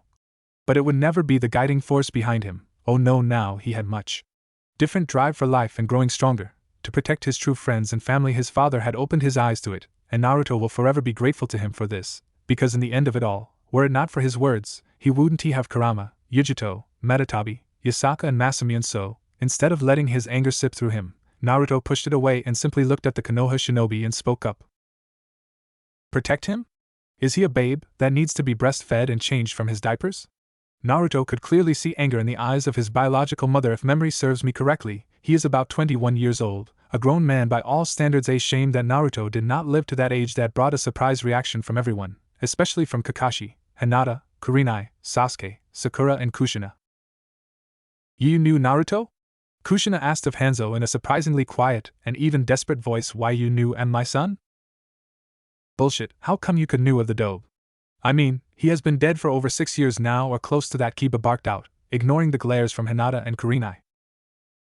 And he was banished over 7 years ago, was he not? Naruto asked of them. We met in Land of Sand, not long before his death, a true tragedy. Such a good-natured boy, with so much light and hopes, all crushed by the people he considered his friends and comrades. A shame he had perished. You could say he had changed my life in several ways. Naruto saw several looks of sadness from Kushina, Kurenai, Hinata and some looks of shame from the others. While the rest weren't taken by all of this, he did tell me what had happened to him in Konoha, and how it treated him, and let me tell you this much. Like hell will I go work for the village that can see the difference between an innocent child, a victim of his mother's delusions, and a monster that needs to be stopped now. If you are quite finished, I suggest you get your sorry asses off my property before I kick them out of here, and tell that perverted frog of a Sannin to stop hiding. I could smell his stench from Kumo. Naruto glared at the tree, from which hopped out Jiraiya, slightly older looking, but also considerably more annoyed at what Hanzo had told him. You have quite a foul mouth, aren't you? Do you even know who you just insulted? Jiraiya said in a prideful manner. I am the sage of Mount Myaboku, the wet dream of all ladies from east to west, and I don't give a damn. Naruto simply cut him off, looking at them all now. You said what you want, or is there another reason? Why are you here? Hanzo-san, please reconsider. Konoha's council is ready to offer you a very substantial reward for your services and money, and you will also be granted a compound of your own for you and your family within Konoha's wall. Kushina decided to press on. All we ask of you is to help us destroy the Akatsuki and protect our village from them in return. In addition to all of the above, you'll be granted a citizenship of Konoha, status of Jonin, and more. You'll even be permitted to become a shinobi of Konoha and even be recognized as a head of your own clan when you decide to establish one. In other words, you want me to come to Konoha and destroy Akatsuki, and in return, I'll be what? Made into one of your jonins, with compound and rights of a clan head? Naruto raised an eyebrow at them all, with Kushina and Jiraiya nodding to him. Do you take me for an idiot?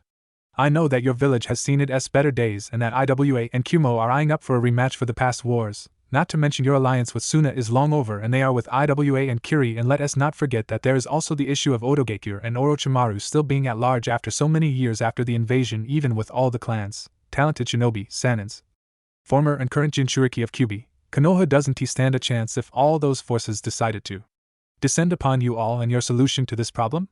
Start recruiting ronins, shinobi without a crime record and any allegiances to other villages, mercenaries and hired blades, people that have seen blood and tasted war. And right at the top of that list is me, the man with the list of killed enemies ranging from a tyrant Oda Nobunaga to Jinchuriki of Five Tails and his beast. None of the Konoha shinobi had retorted otherwise, knowing that all of what Hanzo Hattori has said was true. Konoha really was in a desperate position, having lost not only one of its Jinchuriki, but now being literally surrounded from all sides by its enemies, all eyeing up for a rematch according to Anbu intelligence. A new war might happen in between 2 to 4 years from now on, and Konoha needed desperately to gain back its prestige and power, having lost almost the entirety of Uchiha clan had greatly diminished the power of Konoha initially, and even if Sasuke were to breed with women now, Konoha wouldn't have any Sharingan users capable of fighting anytime soon. Not in 12 years at minimum. They needed strong and powerful shinobi now, and no matter how talented and promising today's generations were, nothing beat an experienced veteran of war and battles. And out of everyone out there, Hanzo was at the top of the list, with skill set, experience, expertise and proficiency in so many areas of shinobi arts, that he was seen like a second coming of Togurama Senju. No less. If he were to join Konoha, Iwa and Kumo would immediately back down, and Suna with Kiri would be far more open to negotiations, given the fact of Hanzo's close ties with Mizukage and Kazekage.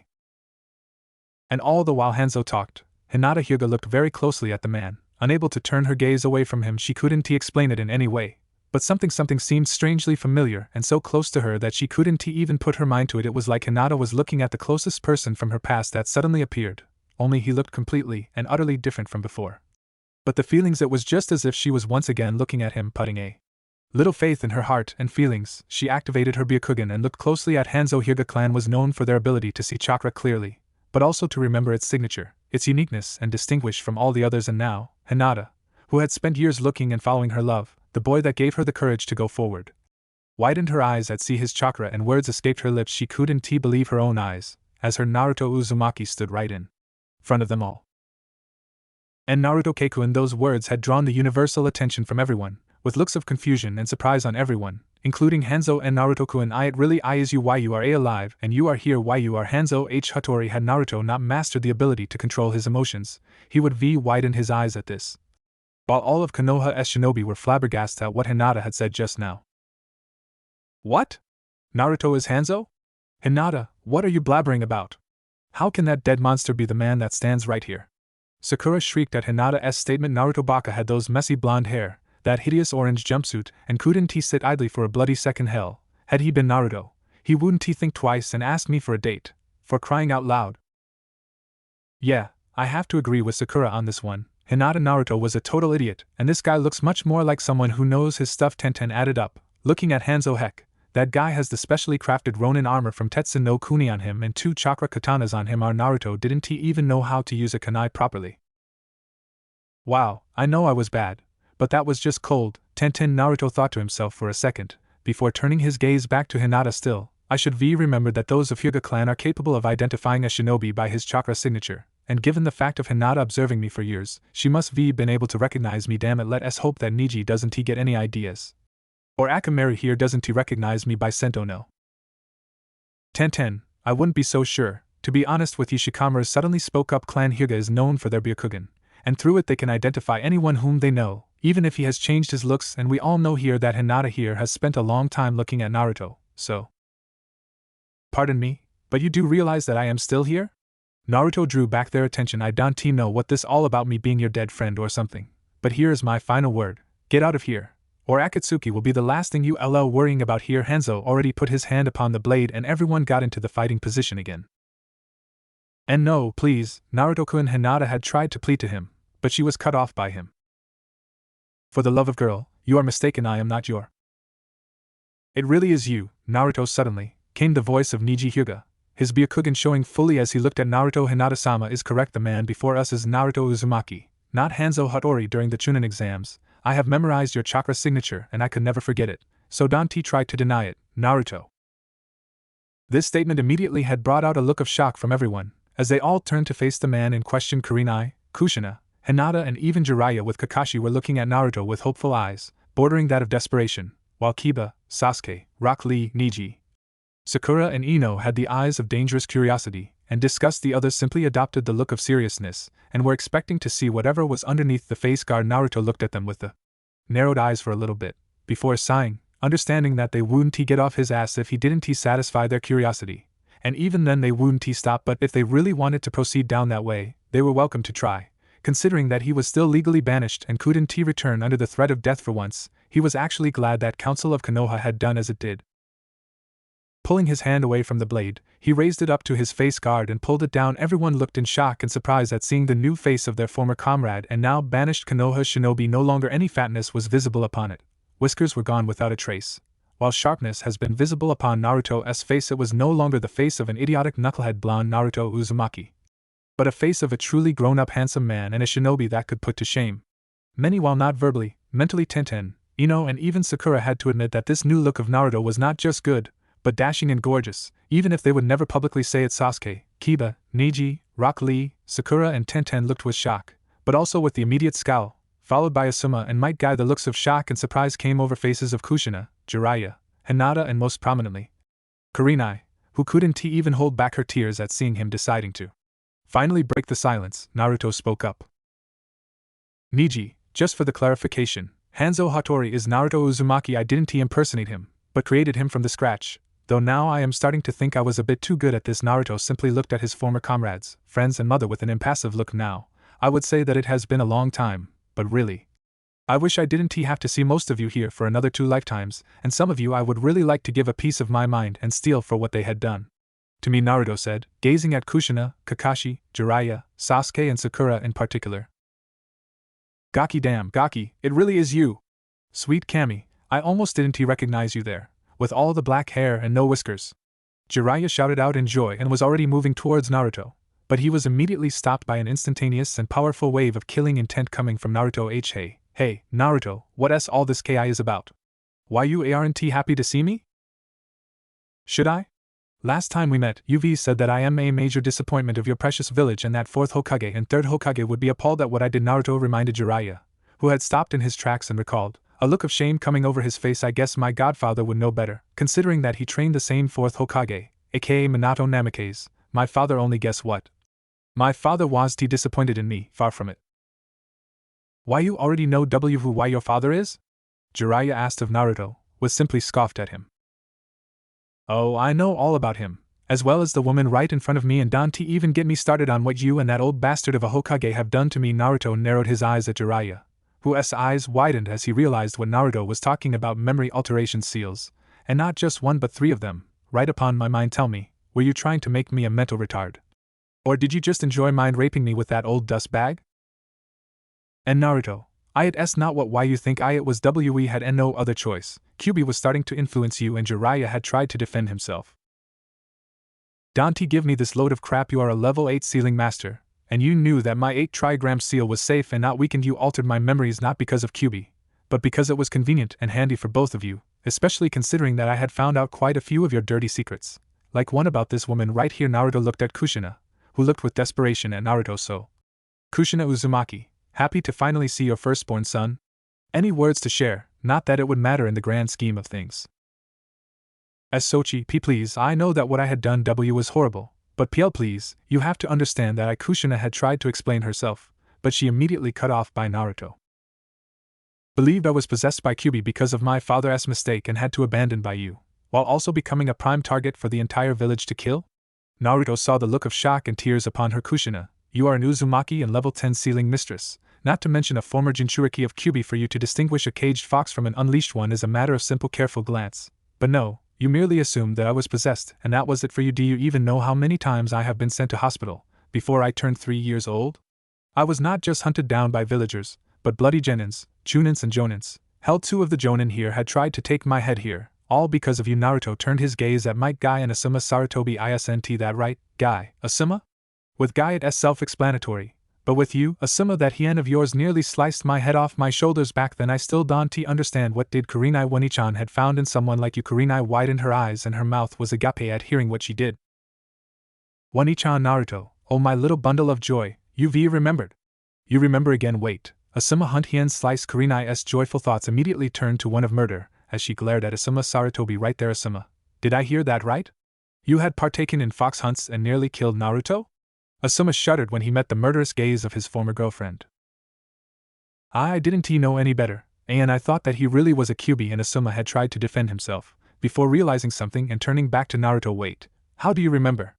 When I saw you last, you didn't remember any of it, and details are not important, but what is important is the fact that you used the girl that had adopted me to get close and claimed the prize. I believe your exact words were, not only do I get to avenge our 4th Hokage, but those 15 million real will also be mine. So you better stand still so I can slice you clean, Demon. Naruto recalled, seeing how Asuma paled instantly at this one, while his former team and some others had the looks of shock and even disgust on them. I may have been for at the time, but I still recall how that blade had nearly cut off my hand when I tried to reach for a kunai to defend myself. Thank Kami. Ankone-chan got back from mission early and decided to stop by. So that's why she Asuma. I'll fucking murder you for what you had done to him. Kurenai was really livid and was quite ready to kill Asuma right at this moment, but she was stopped by Kakashi, who stood between them. Step away, Hataki. This bastard, not only did he cheat on me, but he fucking used me to kill my adopted son right here. I should never trusted him nor his bastard of a father, so you better bloody step away from me, before I kill you on sight. Kurenai, calm yourself down. Do you see that you are not in the right mind right now? Kakashi simply asked of her, with Kurenai not backing down. Guy-sensei, is what Naruto says, is this true? Why, you really tried to kill him? Tenten asked in shock, realizing just what a horrible thing her sensei had tried to do. Yes, Tenten, it is true, Guy admitted, shocking most around him. There was the time when I had tried to end the unyouthful existence of a demon within the walls of our youthful village, for he was plaguing the shinobi and civilians alike with deception and deceit, and as a youthful beautiful green beast of Konoha, it was my duty to end its existence before it had plagued even more people. Guy said in his usual manner, and I had nearly succeeded, Had the fox not unleashed his unyouthful foul power and drawn attention from the corrupted Umbu, but I swore upon Fourth's grave and my own honor that I would eventually end this monster, one way or another, for I am the youthful green beast of Konoha, Might Guy. Oh, Guy-sensei, you are absolutely right. Naruto had always used foul play and cheated, so he must be a true unyouthful demon. Let us vanquish him together, and if I fail I shall do 10,000 push-ups with just one pinky and 100 laps around Land of Fire. Rock Lee immediately agreed with his sensei, which drew shocked expressions from Tenten, Kurenai, Hinata and some others. Well, if you wish, I welcome you too to try, only you'll have to be running those laps in hell, Lee, because if you attack me, I'll be more than happy to send you straight in there. Naruto warned him and the others, turning to Kurenai and Kurenai Weni-chan. While I would enjoy you killing this guy right here, best not to do it. I wouldn't want to see you or Ankone-chan becoming Nukenin for no good reason. Better if I take his head off. If you do not mind, won't be the first Sarutobi IV killed. Nor a first Konoha shinobi. Naruto let out a dry chuckle, seeing the shock and a bit of fear in the eyes of his former comrades. Naruto, had I not known you, I would have assumed you were threatening us here. Kakashi suddenly spoke up to him. You know that making such baseless threats is really showing off your unintelligence, right? After all, even if you had left the village, no true Konoha shinobi would kill his own kind, even if he was under a different name, and I know that you are not a murderer, Naruto. And who said anything about it being baseless threats, Hatake? Naruto asked him with a deadpan voice. I have been banished, all of my property and money stolen because of false charges. The people I thought were friends turned on me in a blink of an eye, not to mention that I received more injuries and been closer to death within Konoha more times than I was out in the field. And did I mention how my mind was altered just so I could stay docile, dumb knucklehead? By all accounts and means, IV got more reasons to wish death upon Konoha than Madara and 3rd Sepshikage combined. And as for that last part of yours, 3 years ago, on borders between Land of Wind and Land of Stone, a group of Konoha shinobi numbering 27 Chunin and Jonin had been tasked with intercepting Kazekage and his escort, preventing the talks between him and Sepshikage from happening. The orders were to either stall or to kill on sight. Nobody returned, and 5 days later their bodies were brought back on a cart by a villager from Land of Rivers, whom I paid good money to get their bodies back to their families, along with a warning, remember? Naruto let out a small smirk at a sight of shock coming over most of the shinobi out here, who realized that he was the man behind the infamous River S massacre, one of the worst recent defeats of Konoha, when all participating shinobi were brought back, all dead, brutally murdered, and some barely even recognizable.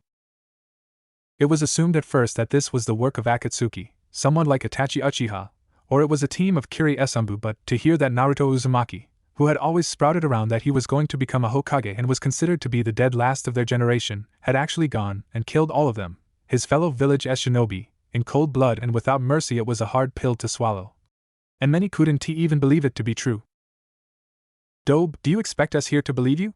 It is common knowledge that it was my brother who had killed them back there, having taken a contract from Kazekage. Sasuke retorted to Naruto. You may look different, but you are nothing more but a dead last, whom you'll always be, no matter what. Yeah, Sasuke-kun is right. You are just an annoying little pest that can compete with real shinobi like us here. You probably just changed your looks so that you can look cooler and try to get me to fall for you, but it won't work. Sakura shouted at Naruto, who looked at her with the "are you shitting me" look.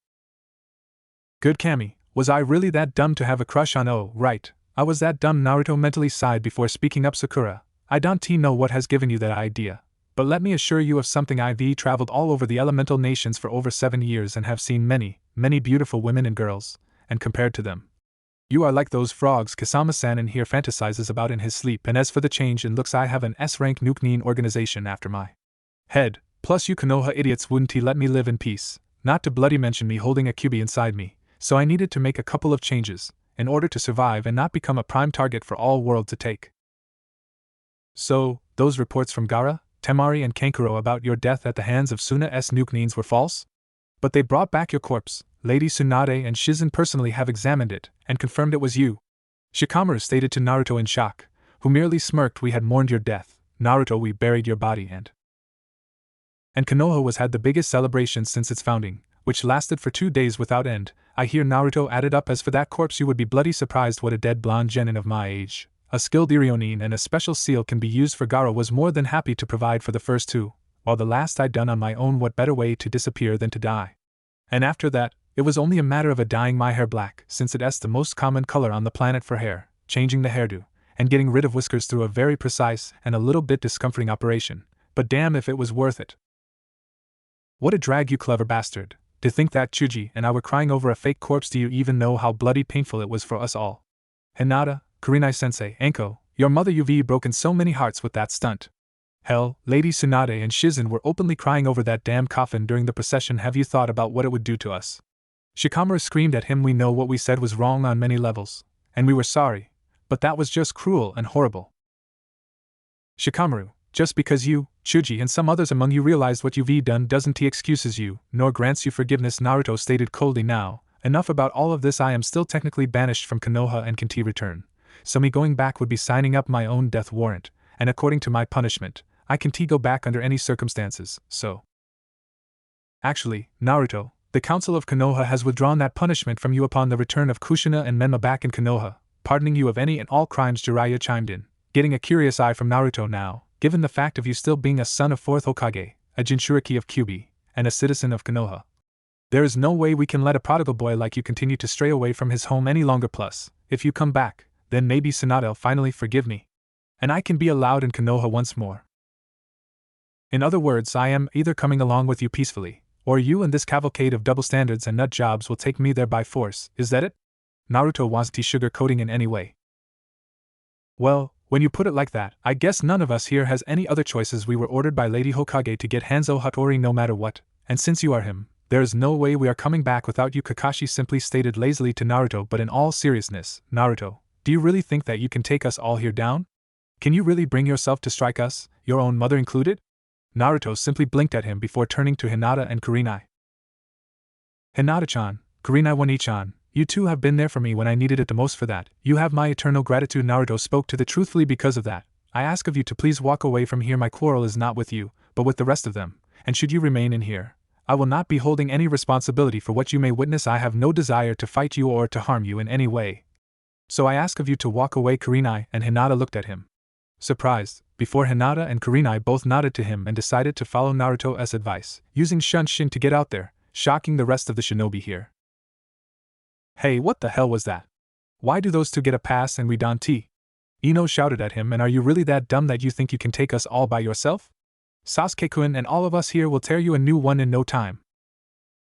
Gaki, you really have done it now. Jiraiya said it simply. Minato, I hope you can forgive this idiot of a son of yours. Wherever you are now, suddenly a large dome appeared right above Naruto, his house and the area surrounding it. Not surprising. Naruto, did you think we would let you escape in any way from here? This barrier will not allow anyone to leave this area, no matter how strong, fast or powerful they are. You are now stuck here with us, Naruto. Best if you surrender now, before it becomes ugly. Kisama-sanin, do you think I was counting on this? Naruto asked of him in a dangerously calm way, placing his hand on his left katana and taking out. You think that I am stuck here with you? No, it's a complete opposite. Naruto put on his face guard and readies his katana. It's you who are stuck here with me, and with a flash of black and red, the battle starts. It's you who are stuck here with me, and with a flash of black and red, Naruto was gone for the spot, immediately drawing out shocked expressions from Kakashi, Jiraiya, Kushina, Shikamaru, Asuma, Guy and Sasuke, with the rest of the group being confused, yet everyone had gotten into a standard formation. Hey, did the dead last just pull a shadow clone on us and leave us hanging? Kiba snarled, sniffing the air in the process. Damn it, I can get his smell from here. Akamaru, do you smell that idiot? The large knee can only whined, stating the opposite.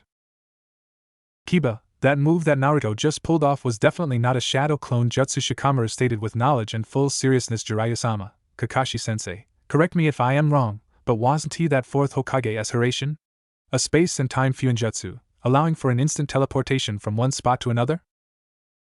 Yeah, that certainly looked like Hiraishin to me. Jiraiya agreed, carefully analyzing the environment around him with the rest of the shinobi here. That definitely looked like Minato's signature flying Raijin, but I doubt that Naruto could learn that from anywhere. Hell, the only existing scroll on Hiraishin and written by Minato is in Konoha, with Menma, who still can't even get the formula right, and he is a genius. When compared to Naruto, no, the Gaki must be just playing with us here, trying to even up the chances through some cheeky little pranks. Yeah, I agree with you, Jiraiya-sama. I remember during my time training Naruto, that he had an abysmal control over his chakra. At best, Minato-sensei had told me that Hiraishin requires a precise control over one's chakra, as well as a clear and clean vision of where to teleport, and where the marker is placed. Otherwise one will not succeed in transporting himself, and Naruto was never one to fully focus his attention on anything for at least 10 minutes, or so Kakashi stated with confidence. But still lifted up his headband and revealed his own Sharingan. But if Naruto wishes to play this game, we might just humor him and take him down a couple of pegs along the line. 7 years or not, I doubt that Naruto had changed much. I would not be so sure. Naruto has spent a very long time away from Konoha and has made himself a reputation as Hanzo Hattori, one of the most skilled and powerful Ronin of this generation and era. It is only logical to assume that Naruto that we knew is nothing when compared to today's version we are to face now. Shino spoke calmly, but still hiding a good amount of fear in his mind at facing an S-rank head-on, taking into consideration the reputation that Naruto has garnered himself over the years, confirmed feats, kills and combat information from various sources. I believe our best course of actions would be to tactically retreat or try to reason with him diplomatically. Shino, are you really that afraid of Naruto? Simon, it's the dead last of our class, the QB cheater and the number 1 idiot of our village. Trust me, I've been in the same team as he, and trust me when I say this, he has nothing on me, Kakashi-sensei, and especially Sasuke-kun, Sakura arrogantly stated, ignorant of lack of logic in her statement. Hell, Sasuke-kun had nearly killed him had Naruto Baka not cheated and pulled a QB on Sasuke-kun. When Naruto had tried to kill Sasuke-kun in cold blood, heck, the only reason why he is still alive is probably because of damn luck and QB, otherwise he should long kick the bucket. Kushina gritted her teeth at hearing the pink-haired Kunoichi say such mean things about her firstborn son. She wished she could reprimanded this disgrace of a shinobi, but then she remembered that she was no better than her until she had returned to Konoha with her Menma 7 years ago. No, she was worse, far worse, having purposefully abandoned her son with a burden that never should be carried out alone, making him a prime target for the village to get rid of through placing a reward upon his head and denying any and all claims by those few that informed her of Naruto's life in Konoha and his behavior. Kushina had always kept an eye out for Naruto, or rather, QB, as she believed him to be one. She was expecting the demon fox to rise up again and give Kushina a justified excuse to kill the boy herself, to free her son's body and soul from its clutches, but it never happened. Years and years have gone by, with abuse, cruelty, beatings and close-to-death situations reported to Kushina, and yet, slowly, piece by piece, bit by bit, her previous beliefs were starting to crumble, and the image of a possessed child with whiskers and eyes of a demon was starting to get replaced with one of a horrified, lonely child, crying out for his mother to come for him, surrounded by people all ready to kill him. Kushina had spent countless nights waking up from nightmares at the thoughts of her Naruto, with her dreams showing her son being killed many, many times, and it wasn't Menma, no, but Naruto. Eventually, widow of the 4th Hokage had finally came to a realization of what kind of horrible mistake she has made, and with her younger son in tow, rushed back to Konoha, fully intent on reuniting with Naruto and seeking out his forgiveness. However, by the time Kushina had gotten back, it was already too late, as Naruto has been banished from the village for over a month now, and the entirety of Konoha has been absolutely glad it had happened. Her and Menma's return was met with celebrations, and she, along with her son, were treated as if they were heroes. With Menma now being renowned as a savior of Konoha for howling half of QB in him, it was a complete opposite of what Naruto had experienced, according to Tsunade, who not only refused to acknowledge Kushina and Menma as part of her family, but Tsunade had denied them Menma's inheritance as a senju, which was by right his. Kushina was in outrage when her mother-in-law refused to even as much as call Menma by his father's name, but when Tsunade had stated that to her only Naruto was a true son of Minato and her grandson, and that the only reason as to why Tsunade didn't pummel Kushina into dust for what she did was because she didn't want to let her son face Kushina in the afterlife and suffer the shame. Needless to say, relations between Kushina and Tsunade were antagonistic at best, and at its worst, Tsunade was beyond punishing Menma for his seeming arrogance and being intolerable to the 5th Hokage, even if Kushina didn't see anything wrong with her son's behavior. When the news came about Naruto's death, it had nearly shattered Kushina completely. The knowledge that her firstborn was dead and would never even know of her was nearly unbearable. When the funerals came, there were only those that had considered Naruto his or her friend, most of whom were right here as well. Tsunade was also there, crying out loud and even breaking down in Naruto's grave, cursing the village council, Hiruzen Sarutobi and Kushina for what they all had done to Naruto. Kushina herself was crying at her son's grave, but her small tears were nothing when compared to what Tsunade, Shizen, Kurenai, Hinata, Ayam, Tuchi, Iruka and some others have let out. The advisors and some civilian counselors have also paid a visit, as the council, after the return of Kushina and Menma, had begrudgingly absolved Naruto of all his crimes and punishments.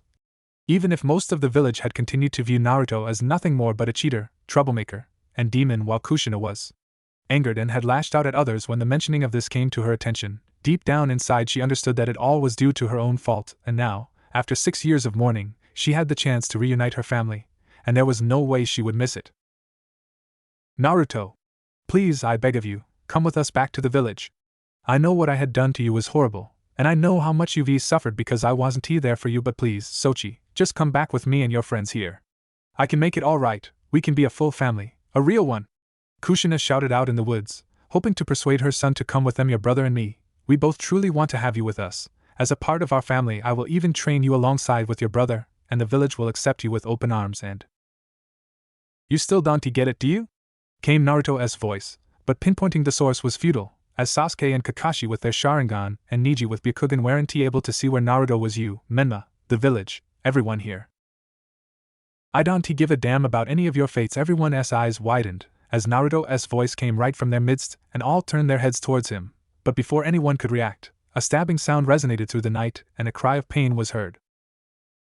The source of the voice was none other but Shikamaru, in whose back were stabbed 3 Senbon, plunged deep into his spine, immobilizing him and causing severe pain. Naruto stood right behind him, having plunged the Senbon into the spine himself, making sure to disable Shikamaru for good without wasting any time. Naruto sent his katana in his right arm to block Asuma's attack at him, who had managed to react first to Naruto's appearance in their midst, so didn't he wait with charging up his blades, and decided to slice him up first, sending his right blade right at his neck. Had Naruto not trained himself, or he did not possess the profound first-hand experience of war, he would have been down already, but he had all of it and more, so his katana's blunt side met with Asuma's blade, before Naruto brought his katana down and back, slashing at Jonin's arm, cutting it deeply and nearly severing the bones. Asuma gritted his teeth at pain and nearly let go of his weapon, but his role was completed. He managed to stall Naruto for everyone to get onto him, and just as everyone was already turning towards Naruto, former blonde wasted no time as he kicked Shikamaru in the back, pushing him in the arms of Chuji and Lee before 3 explosive tags had went off right at the feet of Shikamaru and Naruto, engulfing the area around in an explosion and smoke. Fortunately, the rest of the group had managed to react in time to jump right clear away from the area of explosion, with Shikamaru being carried away by Chuji and Ino, who joined him. However, even though everyone had cleared away from the area of explosion, Konoha's group now faced a completely different problem. When they jumped away from the explosion, they scattered around the area and were now broken down to pairs and threes. Groups that were far easy to pick upon. Most of them understood this, and were already thinking about getting back together, but that is when their luck had once again ran out, as thick, layered with chakra, fog settled in within the barrier, obscuring the vision, smell and even hearing. Water style, Meigen Kirigakure no Jutsu, Naruto mentally said as his personal variant of hidden mist jutsu settled in, as he sat on a tree branch and watched as Konoha's group was split and stuck together with those that they saw closest to them at the moment. Now, time to pick them apart, Naruto thought to himself, as he made his signature hand seal, before he and his clones disappeared in flashes of red and black. Careful, Chuji, sat him down more carefully. Ino commanded to her teammate, who sat Shikamaru down, while his injured comrade was shaking slightly, with 3 Senbon right in his back. Okay, give me some space, I'll try and see what Naruto had done to Shika here. Ino, who much like Sakura, had went through medical ninja courses back in Konoha, went immediately Shikamaru to examine him, before her eyes widened in shock. This is bad, really bad. Ino, what is it? What did Naruto do with Shika? Chuji asked of Ino, worried for his best friend. These Senbon, Naruto didn't just injure Shikamaru, but he plunged those Senbon right in between Shikamaru's vertebrae, with a surgeon's precision no less. Ino stated to Chuji, who paled instantly. Right now, Shikamaru is paralyzed and can't move or react to anything, as his nervous system just went into a shock. For as long as those Senbon are in his back, he won't be able to come to his senses. But if I try to remove them on my own, I can end up crippling Shikamaru completely. One wrong move of those Senbon and your best mind will not be able to move even a muscle. Ino and Chuji widened their eyes, as they looked upwards, seeing Naruto sitting right above them. I've taken a couple of lessons on human physiology and pressure points whilst I was in Kiri. Must say, their Umbu, Irionines and Hunternines really do know their stuff, and their acupuncture is one hell of a stress reliever. A real life savior when you have stiffness all over your body. Naruto, how could you do something like that to Shika? Why you could paralyzed him for life or worse, kill him. Chuji shouted at Naruto, who didn't even move a muscle. Look, I know what Shika, me and others have said was bad, and we are all really sorry for it, buddy. But that is not the reason to be so hostile towards us. Why don't you just come with us back in village, and I'll ask my mom to treat you to something really tasty, like the old good times. Jay just helped Shikamaru here and we can all go home together from that one. Chuji and Ino heard a distinct chuckle coming from Naruto, a dark one, before he spoke up.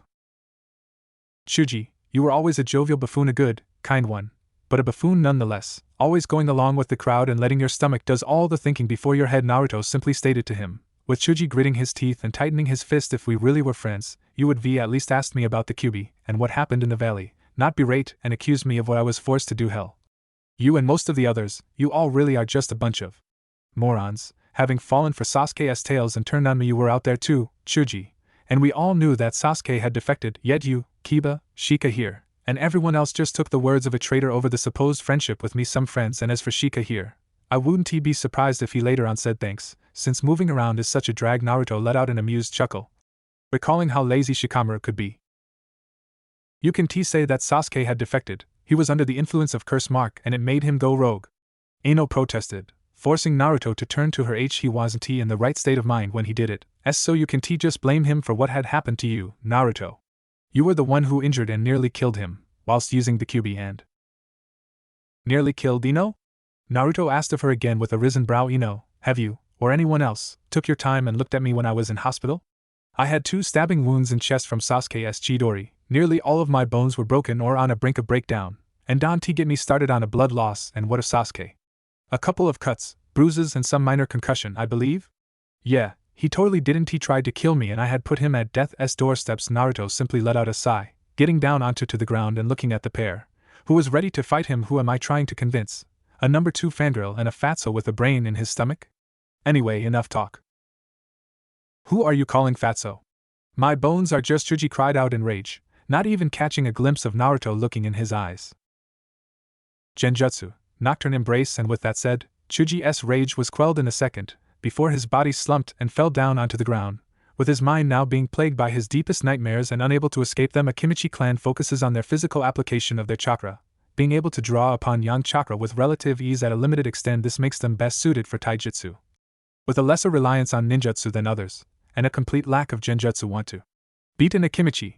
Use genjutsu. Gotta love Senju's Warring States Encyclopedia. What the hell? Chuji, are you and Naruto, you've got genjutsu as well?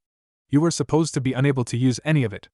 Ino screamed at him, while moving towards Chuji to wake him up, but she was unable to reach him, as Naruto appeared right in front of Ino and delivered her a powerful punch in the gut. Yamanaka, complete opposite of a Kimichi, best at genjutsu due to their mind-controlling abilities, but worst at taijutsu. Naruto mentally recited, as his knee moved to Ino's chest and stroked there, before Naruto grabbed Ino's long hair and repeatedly punched her in the face 5 times in a fast succession with his right hand, breaking her nose in the process. Letting go dazed and unfocused girl, Naruto finished her off with a powerful kick in the head, knocking her out of commission and possibly causing her a concussion. Result: 2 ribs broke, 3 more are damaged, broken nose, cracked skull and a concussion. Naruto thought to himself, looking at the defeated members of Team Asuma, before dispelling and letting the original know that they were dealt with. Clang of metal was heard in a different part of the yard, as Naruto's katana clashed with Asuma's chakra trench blades. Whilst Naruto was in near full armor suit, his natural speed and agility, coupled with experience in fighting various opponents and having seen many stances, he was able to match Asuma's expertise in close quarters combat, especially having dealt him a serious bleeding wound, which disabled Asuma's usage of his right hand. Now all that Naruto needed to do is find a correct opening and strike at his opponent, while his katana, charged with yen, clashed with Asuma's charged-up knife and was pushing him back. Striking first at Shika so that he couldn't catch you with his shadow possession was actually clever, and without him, there would be no one who could get a strategy against you. Can believe that I am saying this, but you are good, Kid. Asuma gritted his teeth, as Naruto applied some more strength and pushed Asuma back, before kicking him in the stomach, followed by a horizontal slash, which Asuma managed to evade by moving backward, spitting some blood out of his mouth. Shit, should V killed you. When I had the chance back then, in Kurina's home, if only that snake bitch didn't show up. Asuma shouted out as he went again on the offensive, jumping up in the air and trying to land a kick on Naruto.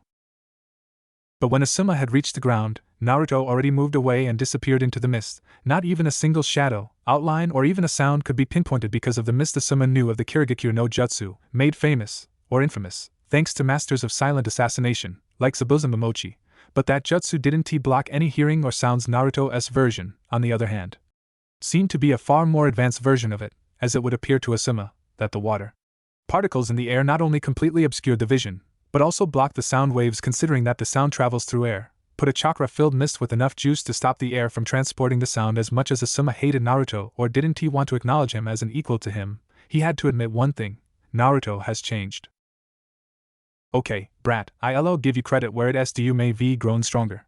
But still doesn't he change the fact of you being an idiot. Asuma taunted Naruto, trying to provoke him, as he was sure that he would be able to hear him. Even though this fog was in here, did you really think my father would be allowed such a loose cannon like a Jinchuriki of Kyuubi run free and without any restraints? No, he wouldn't he, especially when our village had suffered from that damn Kyuubi and was down on manpower and needed power to keep the other villages from destroying us. And because of that my old man had to keep you nice and docile, considering that your younger brother was in capital at time. You know why he allowed all those beatings. All because he wanted to install fear into you, the fear what would happen if you had betrayed the village. But when Kurenai had adopted you, everyone had started to fear that you might actually grow away from fearing us.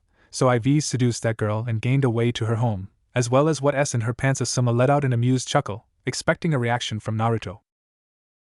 Too bad when I decided to simply get the reward for your head, her snake whore showed up and nearly castrated me. I wanted her to be executed, and Kurenai to have the same seal put as on you.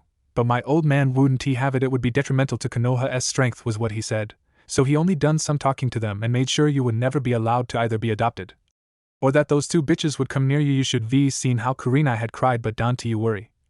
IV helped her pull through, if you know what I mean. Asuma finally heard a ruffling of the grass in front of him, before Naruto finally appeared with an ice-cold glare directed towards Asuma. You really should have taken my life back then, bastard, Naruto simply noted out to him, as he changed up his stance, bringing his sword with the flat side above the ground, hilt close to his shoulder, with his left hand laying at the tip of the blade. Now, I'll see to it, so that you won't hurt neither Kurenai, nor Enko, Asuma Sarutobi. With that roared out like a dragon, Naruto pushed his body forward and disappeared in a blaze of speed, with Asuma widening his eyes when he recognized that technique. A brought-to-shoulder sword with its flat side over the ground. This technique, it can be. Asuma had hurried to ready himself for the defense, but ended up missing his opportunity, as a slash came at him, a wound trail going from his right side of torso and diagonally traveling to his left shoulder. Hirazuki, Gatatsu Ishiki, Naruto simply stated, as Asuma dropped his weapon and slumped down on his knees, bleeding profusely, while the former blonde turned to face him. When I was participating in Mizu's civil war, I had taken lessons from Iyasu's personal guards, Shinsengumi, specifically from one man known as Wolf of Nibu. Wouldn't he say I fully mastered his techniques and style, but at the very least, I would say I can hold my own in a sword fight with it. Naruto stood right in front of Asuma, who looked up in his eyes, with Naruto bringing his sword up with both of his hands, seeing fear in Asuma's eyes instantly, such fear and dread. And this is supposed to be one of the best 12 guardian shinobi? You are almost too pathetic to kill. Almost. Asuma widened his eyes, as Naruto brought down his blade upon Asuma, slashing it diagonally down, cutting up his face, left eye, nose and cheek, with the blood starting to gush down onto the ground from a new wound, as Asuma's body hit the dirt and blood started pouring down onto the grass. If you are dead, tell Hiruzen that we are even now, and if not, you make one move towards any of my friends and family, I'll cut your head clean off. And with that said, Naruto's clone dispelled himself, letting the original know what had transpired with Asuma. Shino's bugs were spread around him, trying to gain an evaluation of the situation, and failing he was logically at a disadvantage, understanding that Naruto he once knew of had changed, completely and utterly. The reputation that he has garnered as Hanzo Hattori spoke volumes of that, as Shino mentally recalled the bingo book entry for Hanzo Hattori. Name, Hanzo Hattori. Age, between 20 and 27th. Village, unknown. Status, Ronin, mercenary, former / possibly current commander of Tokugawa assassination unit. Shinobi rank, unknown, possibly Jonin. Rank S rank. Combat information, known as Second Kirigakure no Oni and Kage no Sure, Hanzo is a master of silent assassinations and CQC, but there is very limited confirmed information on specifics of his styles, techniques and jutsu. What is known is that he possesses 3 elemental natures, wind, water, fire, but unconfirmed reports state he has lightning and earth. Along with yin and yang releases as well, avid user of genjutsu, possible a master level, as well as user of swords, listed as one of top 5. Best swordsman in Mizu no Kuni, uses advanced tactics and strategies in battle, capable of deciphering and countering battle strategies in the middle of a battle. Level of taijutsu is unknown, level of ninjutsu is kage, presumably possibly possesses a very high level of mastery of Fuinjutsu. Feats, killed 561 soldier, including a 150 shinobi of Chunin and Jonin ranks, during the Battle of Mikitagahara in 4 hours time span. Killed 4th Mizuki Jigura Karatachi while in tailed beast mode. Killed Han, Jinchuriki of 5 tails from Iwagakure while in tailed beast mode. Destroyed the temple on Mt Hien through a fire jutsu, destroying 1/10 of Oda army stationed there. Killed Oda Nobunaga, Demon King of 6th Heaven and user of Mei-tun. Destroyed Tenko Castle with over 1,000 men inside its walls through unknown fire jutsu. Slaughtered the bloodline faction of Kyumo. Fought and forced to retreat Kisame Hashigaki, unconfirmed. Rewards, 77 million. Recommendations, flee on sight. After what Shino has read, as well as heard of Mizu's civil war, and how it was more brutal and horrifying than all of Shinobi World Wars combined, the bug user of Konoha was finding far more logical to withdraw from the place, as it seemed like Naruto was more than ready to deal with all of them. So, Shino, what shall it be? Shino turned around and looked at Naruto, who was standing just 7 feet away from him, ready and waiting for him. You are probably the smartest of the group here, and you were one of the few who didn't ostracize me back in Konoha when I returned. It would be been illogical and careless to trust the words of an unstable shinobi turned traitor, like Sasuke, over the words of a proven trustworthy and loyal ninja, like you, Naruto. Shino explained himself to him, with Naruto chuckling at this one. It was obvious that your skills, abilities and jutsu were the product of not QB's influence of you, not completely, but of your personal trainings and determination. My clan and father understood that as well, but others seem to have let their emotions and ignorance take a hold of them. I apologize for their illogical and irrational decision to banish you. Don't be sorry, Shino. IV had 7 years to think it over, and I knew that some clans wouldn't support this decision, either to keep a Jinchuriki like me in Konoha, or simply because of simple kindness, though I almost didn't believe in it at a time. Naruto admitted to Shino, so, who aside from Aburame clan, had voted against banishing me? Clan Hyuga Lord Hayashi was quite passionate about how the village has been treating you with injustice. Naruto was honestly surprised at this one, before recalling his past and seeing the reasoning behind such actions. Apparently, you had in the past aided him or Clan Hyuga in general, in some way. He also had asked to take you under his wing, but was refused by the council. I remember. Didn't he think that Lord Hayashi would be so grateful to me, even though it was nothing for me to do? Naruto uttered, more for himself than for Shino, before turning his full attention to Shino. Shino, what is it going to be? Stand down, and I'll let you out of here. Stay and fight. Then I'll have to apologize to Karina Wani-chan for hurting, and believe, I can and I will hurt you badly. Somehow, I inclined to believe that statement. Shino said to Naruto, as he brought back his bugs. Very well, I'll stand down. However, are you certain you can break this barrier, especially considering that you are only a clone of real Naruto? The clone smirked at this one. Clever as always, Shino. The Crescent Dome barrier is a fine level 7 Fuinjutsu technique, no argument about it, but the other clones are already at work rewriting it to my needs. They shall be finished in a few moments by now, so I can safely escort you out of the combat zone, if you want to. Naruto's clone stated to him, with Shino nodding to him. Lead the way then, Shino said to the clone, who took the lead. By the way, there is something important you may want to hear. This mission, it wasn't sanctioned by Lady Hokage, but by the council's body, without her permission or knowledge. In fact, I believe that by now, she must already be aware of this. IV figured as much myself, but thank you for this information, Shino. Naruto's clone told to Shino with a small smile, while mentally already thinking that explains why Ka-chan had suddenly went back on our agreement. That damn council, what in blazes did Tobaramajiji thought about when he installed it? Was he drunk, or did he lose a bet like Hashiramajiji? Anyway, I imagine Ka-chan is either destroying the council, or she and her honor guard with Shizen are already on their way here. Well, she knows our deal, so I am fully in my rights to deal with them all as I see fit. Alright team, we have managed to find our way to each other through our power of youth, with one of our youthful and courageous comrades here as well. Now, let us find the others and deal with this unyouthful demon known as Naruto. Might Guy shouted out, with Lee supporting him all the way through, while Tenten and Kiba shook their heads, whilst Niji was trying his hardest to see through the fog with his Byakugan, only getting a headache and sore eyes in the process. Now, Niji, tell us, where are all our other youthful companions? I can't see anything through this damn fog, Niji said with a strained voice, as he deactivated his eyes, letting breaths of relief. This mist is filled with such strong and dense chakra, that it's like I am looking at a sea of constantly shifting chakra. Whatever jutsu Naruto is using here, it not only blocks the vision and sound, but also is strongly effective against my Byakugan. We must count ourselves fortunate that we found each other in this mist. So wait, if neither your Byakugan, nor my and Akamaru's senses can find the others, how the hell will we be able to get to the others, or find that dough? Kiba shouted out, damn it, can't he believe that the dead last actually learned something? It's probably just his fox helping him. Yes, for it is common fact that Naruto requires the QB's chakra to be strong. And that is what makes him so unyouthful. Rock Lee supported this claim, with Niji shaking his head at this. No, this field is fully made of Naruto's own chakra, Niji retorted at this one, surprising everyone. But to be able to make such strong mist and with such abilities, he must have come a very long way as a shinobi, and if his reputation is anything to go by, we may be facing an enemy more dangerous than Itachi Uchiha and more powerful than Lady Hokage herself perhaps. We may better. Neji had wanted to continue his speech, but he was suddenly silenced, as his body fell down onto the ground, a senbon sticking out of his neck. Neji! Hold on. ILL Tenten had wished to rush at his side, but she too hit the ground in the next second with another senbon in her neck, at the exact same spot as Neji's, causing Lee and Kiba to panic. What the hell is going on? How come Neji and Tenten are down in one shot like that? Kiba shouted out.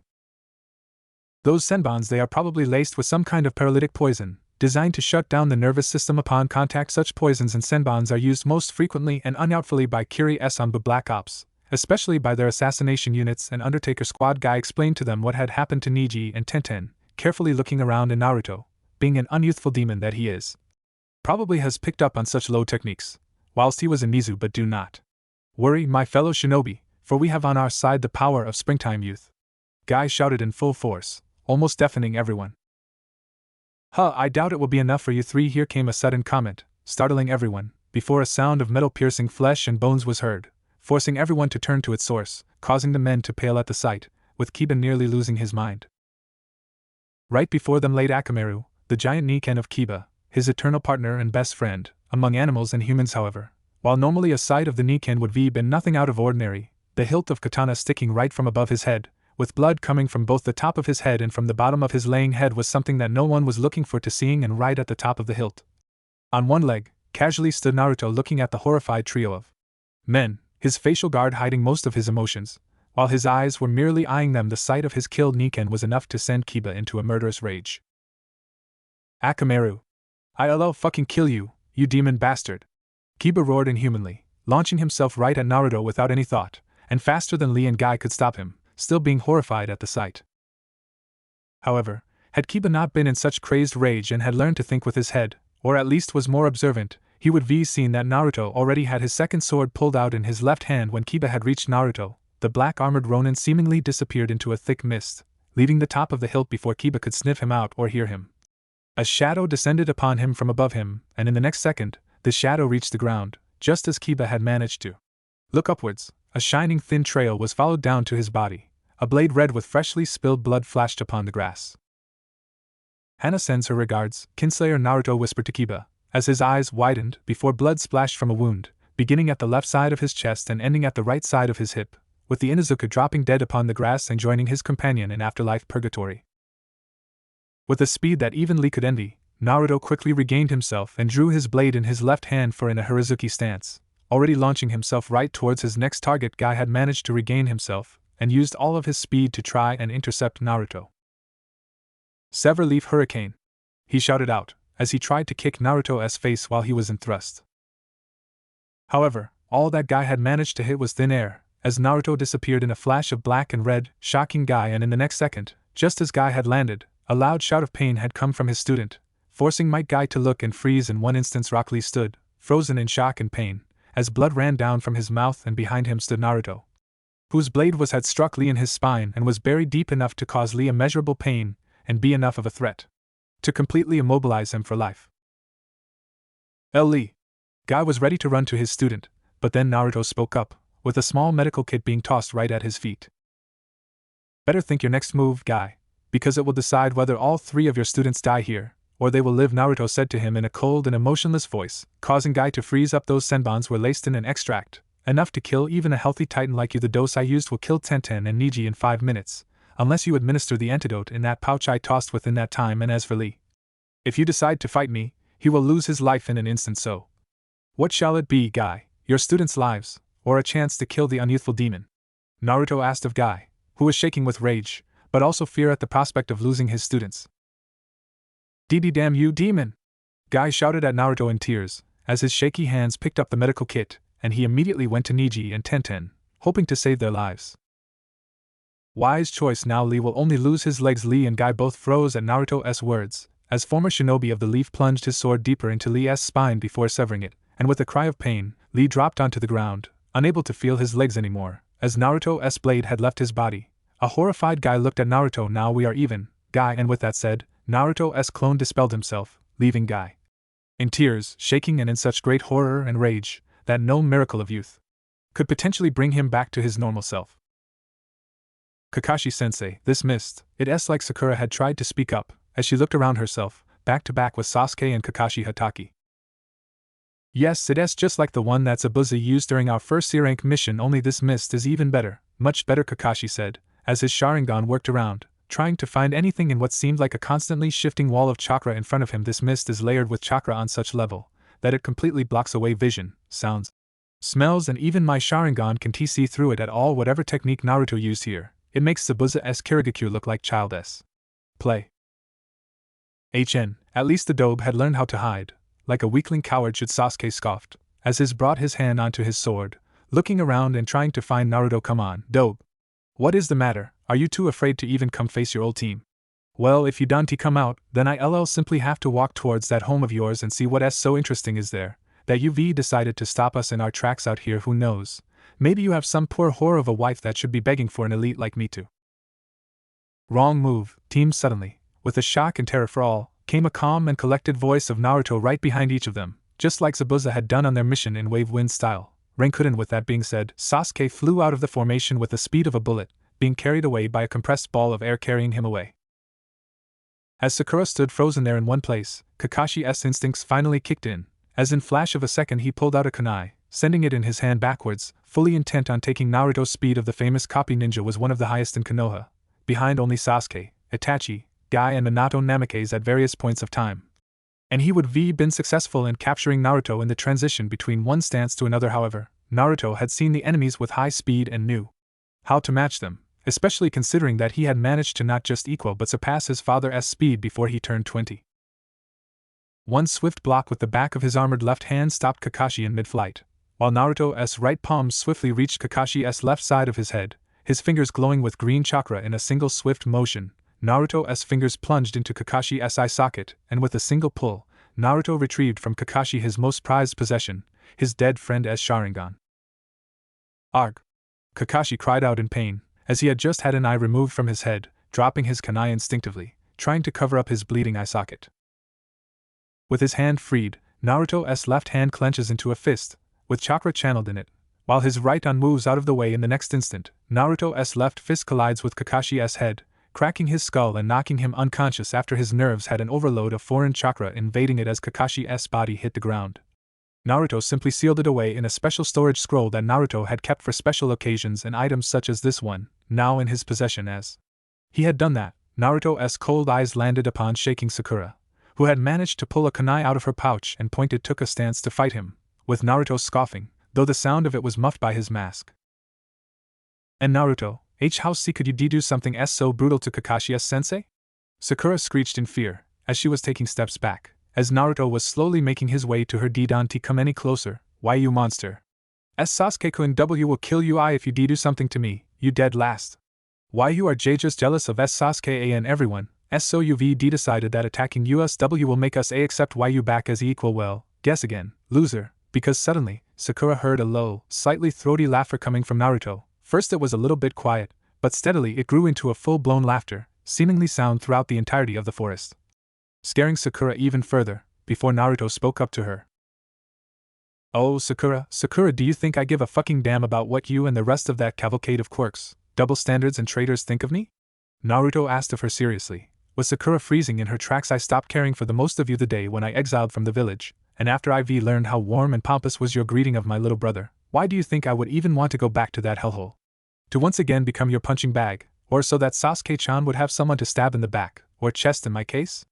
After all, his own genins are nowhere to be now, aren't they? Naruto saw the look of shock and surprise on Sakura's face, as Naruto had clearly shown that he knew of what had happened with Sasuke's genin squad. Those G-genins died on a mission, when IWAI intercepted Sasuke-kun and Sakura had tried to defend her love of life, before Naruto had spoken up again. Spare me the lies and excuses that guy told you all, Naruto simply said to her. I know all about that tragedy, since I've been there myself. Flashback a year and 7 months ago. Land of Grass. There had been many terrifying sights that Naruto had seen in his life as a shinobi and ronin on service of various kage, Daimyo and feudal lords and etc. Mizu's civil war had provided him with plethora of horrifying and nightmarish sights and images that would be enough to drive mad with fear and dread even some of the toughest persons in shinobi world yet. To Naruto now, it all was just a part of his job back then. Nothing more, and learn to not let it get to him. However, the sight he was seeing now was different from the others, for before Naruto lay not a field of shinobi skirmish, but what appeared to be a slaughterhouse on a grassy plain laid 6 of IWA's shinobi, dead for about a couple of hours having worked with IWA and their shinobi. Naruto was able to determine that these were Chunin shinobi. And a bit of pocketing around revealed that they were on a diplomatic mission to Daimyo of Grass. At first glance it seemed like they were all ambushed by someone laying in the waiting. Naruto's first picks were either Konoha or Kumo, as those two also competed for the alliance with Grass, and at first, Naruto's former guess was correct, as he noticed 2 dead leaf as shinobi, until his careful eye instantly examined them, and what he found out first confused, and then horrified them. The 2 dead Konoha shinobi were not Chunin or Jonins, no, they were Genins, fresh and untested, clearly out of academy just recently or a year ago. No more or less. One of them was a black-haired boy in simple gray shirt and black pants, a civilian most likely, while the other was a girl with lavender short hair, pale eyes, dressed in a beige dress, black shorts and sandals, along with a curse mark hidden underneath her headband, showing her as a member of Hyuga branch family. They had backpacks on them with provisions, cloths and more, all signs of a C-rank mission out of Land of Fire. However, what got to Naruto wasn't the fact that they were dead, but the character of their wounds. The IWA's shinobi were killed with brutality, stabbing wounds, burns and blackened skin, as well as distinct smell of ozone indicated the usages of sword, fire style and lightning style on them. Naruto's mind quickly came up with possible candidates on who could it be. Kakashi Hatake, known user of both elements and sword, but he no longer used one, and Sasuke Uchiha, a now Jonin of Konoha, known for using sword, fire and lightning, along with being merciless and brutal to enemies. Having kept an eye out for potentially dangerous shinobi, Naruto knew it was Sasuke that had done the deed here. And as for the Genins, the boy was seemingly the first to go down, as his throat was slashed by a sword, his face frozen in shock. The Hyuga girl was stabbed in the back with what looked like a jab, a clear sign of Chidori, when she tried to run away in fear, laying on the grass face first. However, there was still no solid proof that it was who Naruto thought it was until his trained ears had picked up a coughing sound rushing towards it at his full speed. Naruto ran underneath the closest tree in the field, where he found a young girl with light brown hair with green eyes, dressed in a simple dark green shirt and black pants, laying down, with a hand covering a large slashed wound on her stomach. Without any warning, Naruto went to her, speaking up to her. "Don't worry, I am not going to hurt." He calmed the pale girl down, carefully moving her hand away from the wound and placing his own hand onto it, beginning to use the medical ninjutsu on her. "It's going to be okay. I promise I may not be on level of your Hokage, but such wounds are nothing new to me, so you'll be safe in a few minutes." Thank you, mister," she spoke up with a weak voice, with Naruto answering her. "Hanzo Hattori Hanzo," Naruto answered to her with a calm and soothing voice, applying his Iryo ninjutsu to heal her internal organs and start the regeneration of tissues. "Whoever did this was clearly trying to kill you, and he nearly did it. You must be very determined and strong to have lived. What's your name, girl?" "I'm Mikoto." Mikoto Sarutobi. Mikoto introduced herself, with Naruto looking carefully at her. "I am from Konoha and my team, ART they." "I am sorry, Miko-chan, but they are gone." Naruto could see that the girl didn't even have the strength to cry, having lost a great amount of blood. "Miko-chan, I know this is very hard for you, but I've examined the battlefield and I know that it wasn't the IWA shinobi that killed your friends. Can you tell me, who was it, and where is your Jonin sensei?" The Iryo ninjutsu was working its deed on the girl, and she was starting to become better and better, as the wound began to heal up completely and color was also returning to her. "It was Sasuke sensei, ORJ Jonin sensei," Miko said with tears, with Naruto suppressing the growl at the sound of that name. "We were on our way to Hidden Grass Village, delivering a message from Hokage when we came across these shinobi of IWATH. They said they had no quarrel with us, and allowed to pass by without problem. But then Sasuke sensei just killed them all. It was so fast and brutal." Mikoto winced from pain a little. "Easy there, Miko-chan, your organs are just starting to work again properly. You only need a lot of rest and some blood transfusion into your system and all will be alright with you," Naruto assured her, as he finally finished with healing. "I know this is very hard for you, so let me guess. After he was done with IWA shinobi, he turned against you, didn't he?" Miko merely gave a weak nod to him. "Why yes, at first he killed Yashikiri, then and Nana when she tried to run, and then he caught up to me and I don't understand why he would do something like that. We were a team for a year now, he trained, cared for us, helped us all, and then he only said that it was so that he could gain the true power of his Sharingan." Mikoto broke down in tears, with Naruto carefully pulling her closer to himself, comforting the girl, while mentally he was raging like a demon. Sasuke, I always knew you would end up as worse scumbag than Itachi, but this. You are not just worse than scum, you are a cancerous tumor, a leech that feeds of the others and cares only for himself. And now, just so you could get that Manjiki Sharingan of yours, you went and done this. Naruto's blue eyes for a second turned into ones of Kyuubi. I swear, upon the blood of those poor kids there, the next time we meet, you will pay for betraying them. Forget Itachi, forget Orochimaru and everyone else, you better be ready for me, because now I will send you to your grave with the rest of your clan. Flashback end. And believe me, I will make that bastard suffer for what he did to them. I can take trying to kill me, I am used to it. But to betray your own pupils like that now, that makes me really mad. Naruto glared at Sasuke's fangirl, who was shaking in fear at the enormous amount of Ki being released by Naruto at this point. But first, I think I'll indulge myself in repaying you for all the abuse you've caused to me. Sakura-chan. Though Sakura didn't see it, she could have sworn that Naruto had just smiled to her with a sadistic smile, one that even Anko Mitarashi would be proud of, as he began to menacingly make his way to her.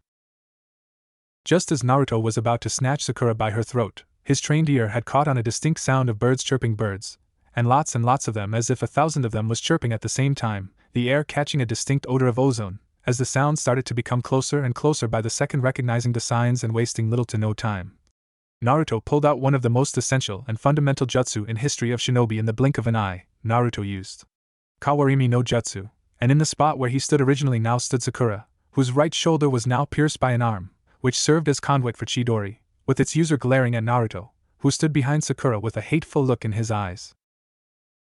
Without even a word, Sasuke pulled his hand out of Sakura's shoulder and pushed her away from his path, caring not in the slightest that he had just nearly killed her, and now she was bleeding profoundly. His main focus now was upon the former block-headed blonde ninja, now turned raven-haired Ronin, who already laid his hand on his sheathed left sword.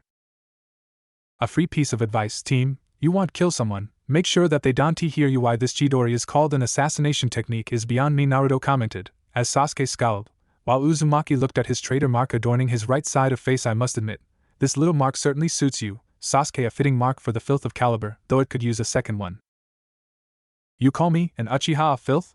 Sasuke arrogantly asked, as he pulled out his sword. Weren't you the one to substitute with this pink worthless whore here just now? And what makes you so much better than me?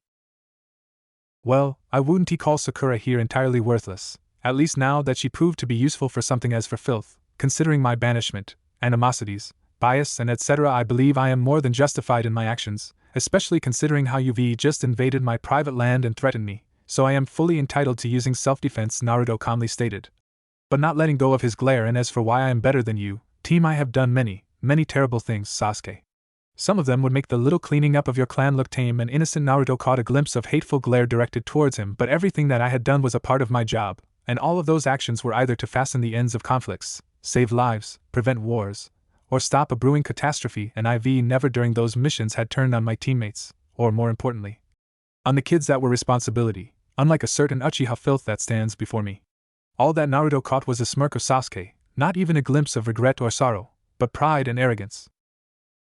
So, that little bitch Mikoto survived. I knew I should burned her with my new power, just to test it out, but I guess I was too sentimental. Sasuke closed his eyes, before opening them and revealing his new eyes, in a pattern of an atom, looking directly at Naruto. No matter, once I am finished with you and whoever is in that house of yours, she'll taste my new power. You won't get to her, I've made sure of that. Believe me, Naruto simply stated to Sasuke, nor will you harm anyone in my home or anybody else for that matter, since I am finishing up what Itachi couldn't do. Naruto blasted off of his spot at his full speed, running towards Sasuke to cut him down.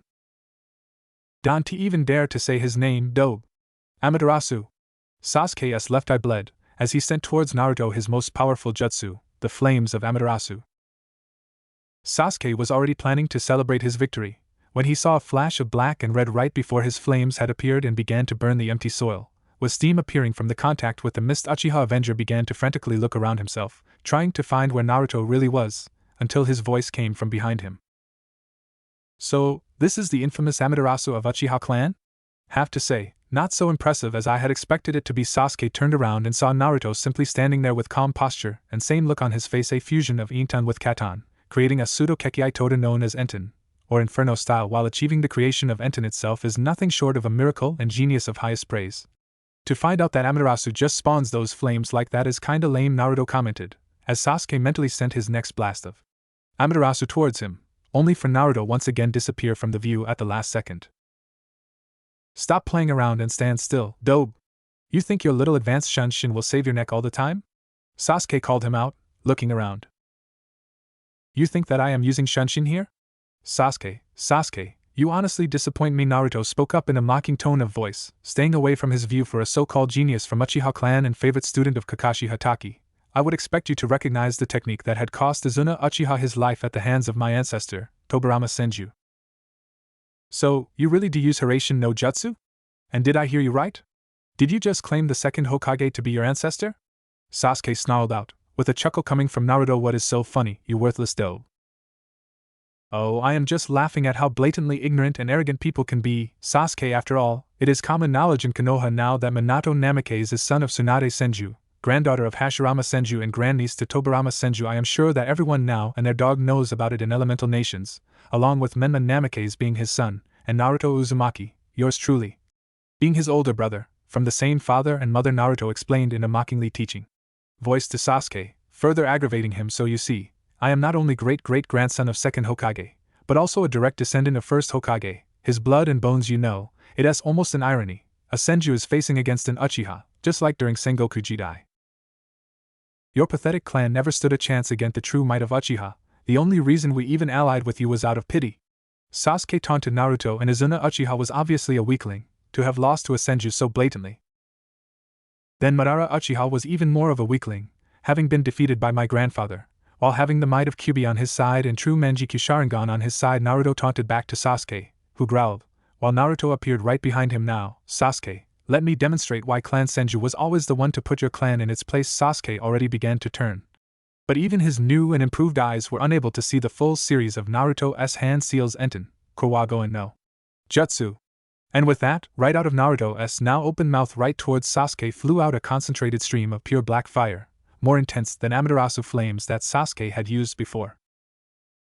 Being caught nearly off guard, Sasuke just barely had managed to pull out his most powerful defense and technique in his arsenal. A torso of giant skeleton of purple chakra began to form up, as it had enclosed Sasuke in a protective shell, with skin forming on top of bones and forming a layer of purple chakra around Sasuke, who had expected that whatever trick Naruto had pulled on him would easily be swept away by his ultimate weapon of Uchiha clan, Susanoo.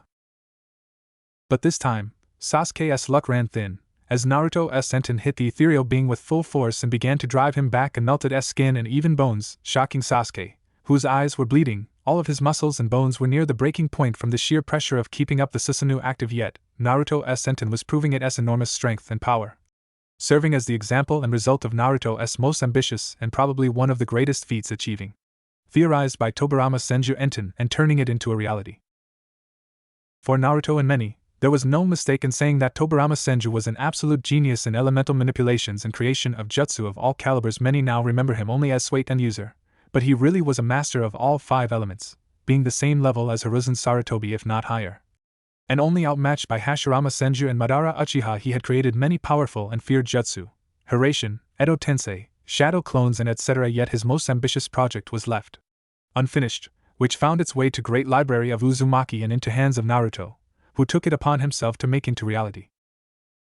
It took Naruto 4 years, over 2,000 shadow clones, the amount chakra equal to 5 tails from Kurama, along with her guidance, and countless failures to achieve the creation of Enten. The hardest part of creating Enten was finding the right, balanced and focused way to infuse Itan, or Yin release, with Katan, fire release, and just achieving the usage of Yin and Yang releases on a consistent is considered a feat equal to that of Kage, and Naruto only managed to pull that off after 2 years of training with Kurama and unlocking his dormant Senju genetics, which held one of the greatest bloodline gifts in the entire world and one of the main reasons why Senju clan was feared as the strongest long before Hashirama Senju was born. While most of shinobi are able to use up to 2, mostly 4 chakra natures later on in life, there is always the fact of 1 or 2 chakra natures being primary, more powerful, and others being secondary. Less powerful members of Senju clan were inherently born with ability to use each of 5 elements as primary and could practice all 5 of them, mastering them, and creating jutsu for each of them. And Naruto, just like Tsunade, his father, Tobirama and Hashirama, had that bloodline in him, and with the genetics of Senju came the innate usage of Yang style, which was much easier for Naruto to master. Yin style was like a complete opposite for him, but even so, he wouldn't be Naruto Uzumaki Senju had he not gained it too, and after that, it was a trial of tries, failures, calculations and precision. The end result ended up being Naruto using one of the most destructive natures in the world, which couldn't be stopped by water style, even combined with wind. This elemental nature was the one to put an end to Han and his rebels in Tenko Castle, when he had tried to take over Iwa no Kuni, and while Naruto possessed possibly the largest chakra reserves in all of lands, not counting for Bijou. Enten was a very costly nature to use. Just the jutsu he uses now on Sasuke had sapped 1/10 of his full power, and this isn't even his most powerful Enten technique. Why did Naruto decide to use it here? He wanted to teach Sasuke Uchiha a lesson, before sending his burning soul out in hell.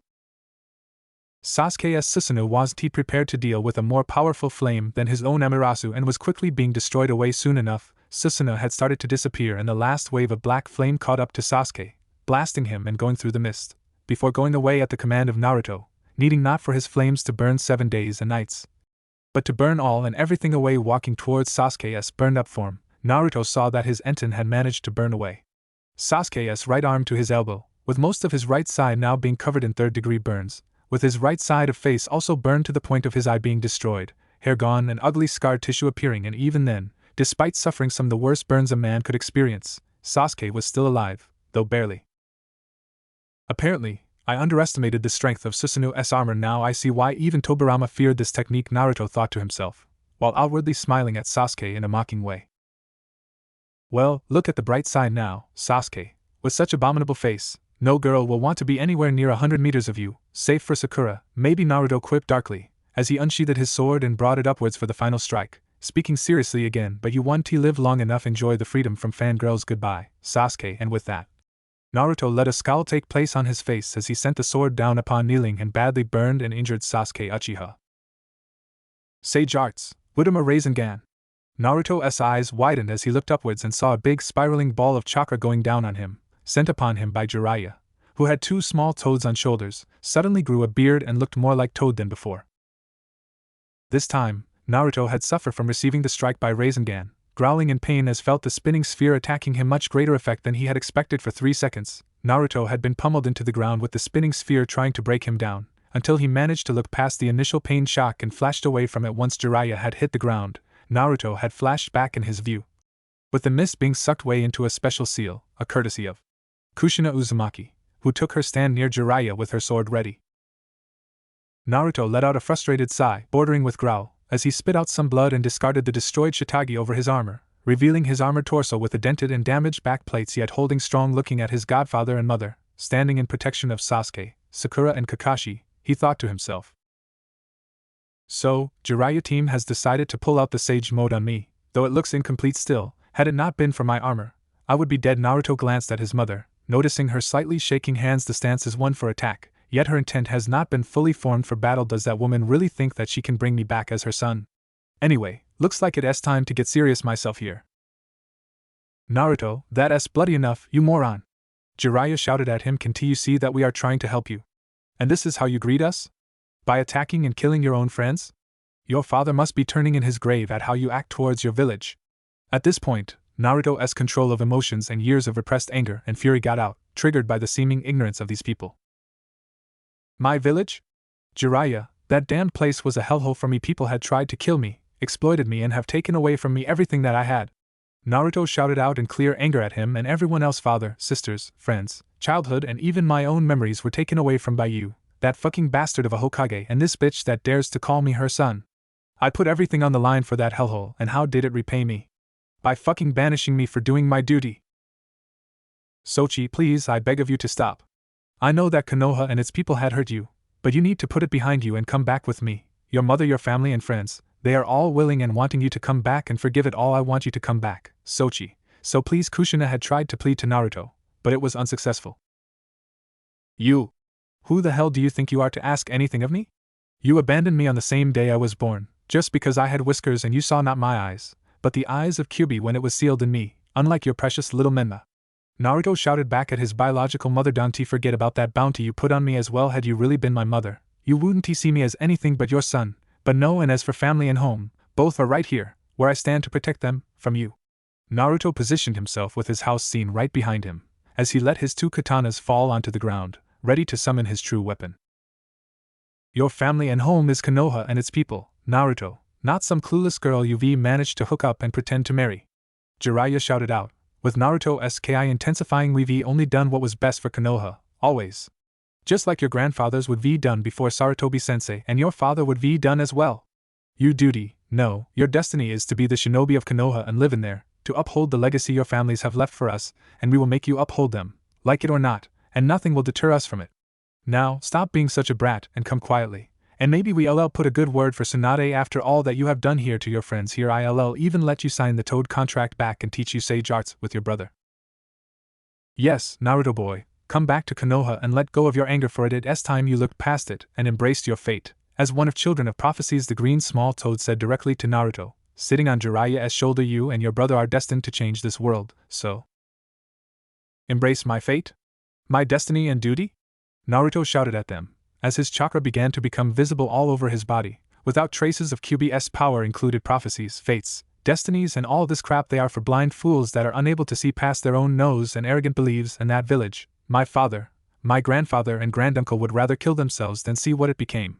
A cesspool of corruption, power-hungry civilians, eyeing up for only money, influence, and led by their greed, with Shinobi Council's warmongering ways building up more and more power, thinking that it would keep the peace through enforcement, when in reality it will only unite those that fear and hate Konoha for its misdeeds, and on top it all off, hypocrisy, treachery, betrayal and sacrifice of its shinobi so that this atrocity known as Konoha could stand strong. That is not the will of fire that you preach. This is the will of darkness, where few sacrifice many for their own personal needs, like Danzo, Hiruzen, and that damned council, just to keep up the appearances. And you want me to go back there, to bring my family in there, the place that had taken away all I had and cared for? Think again. Zangetsu.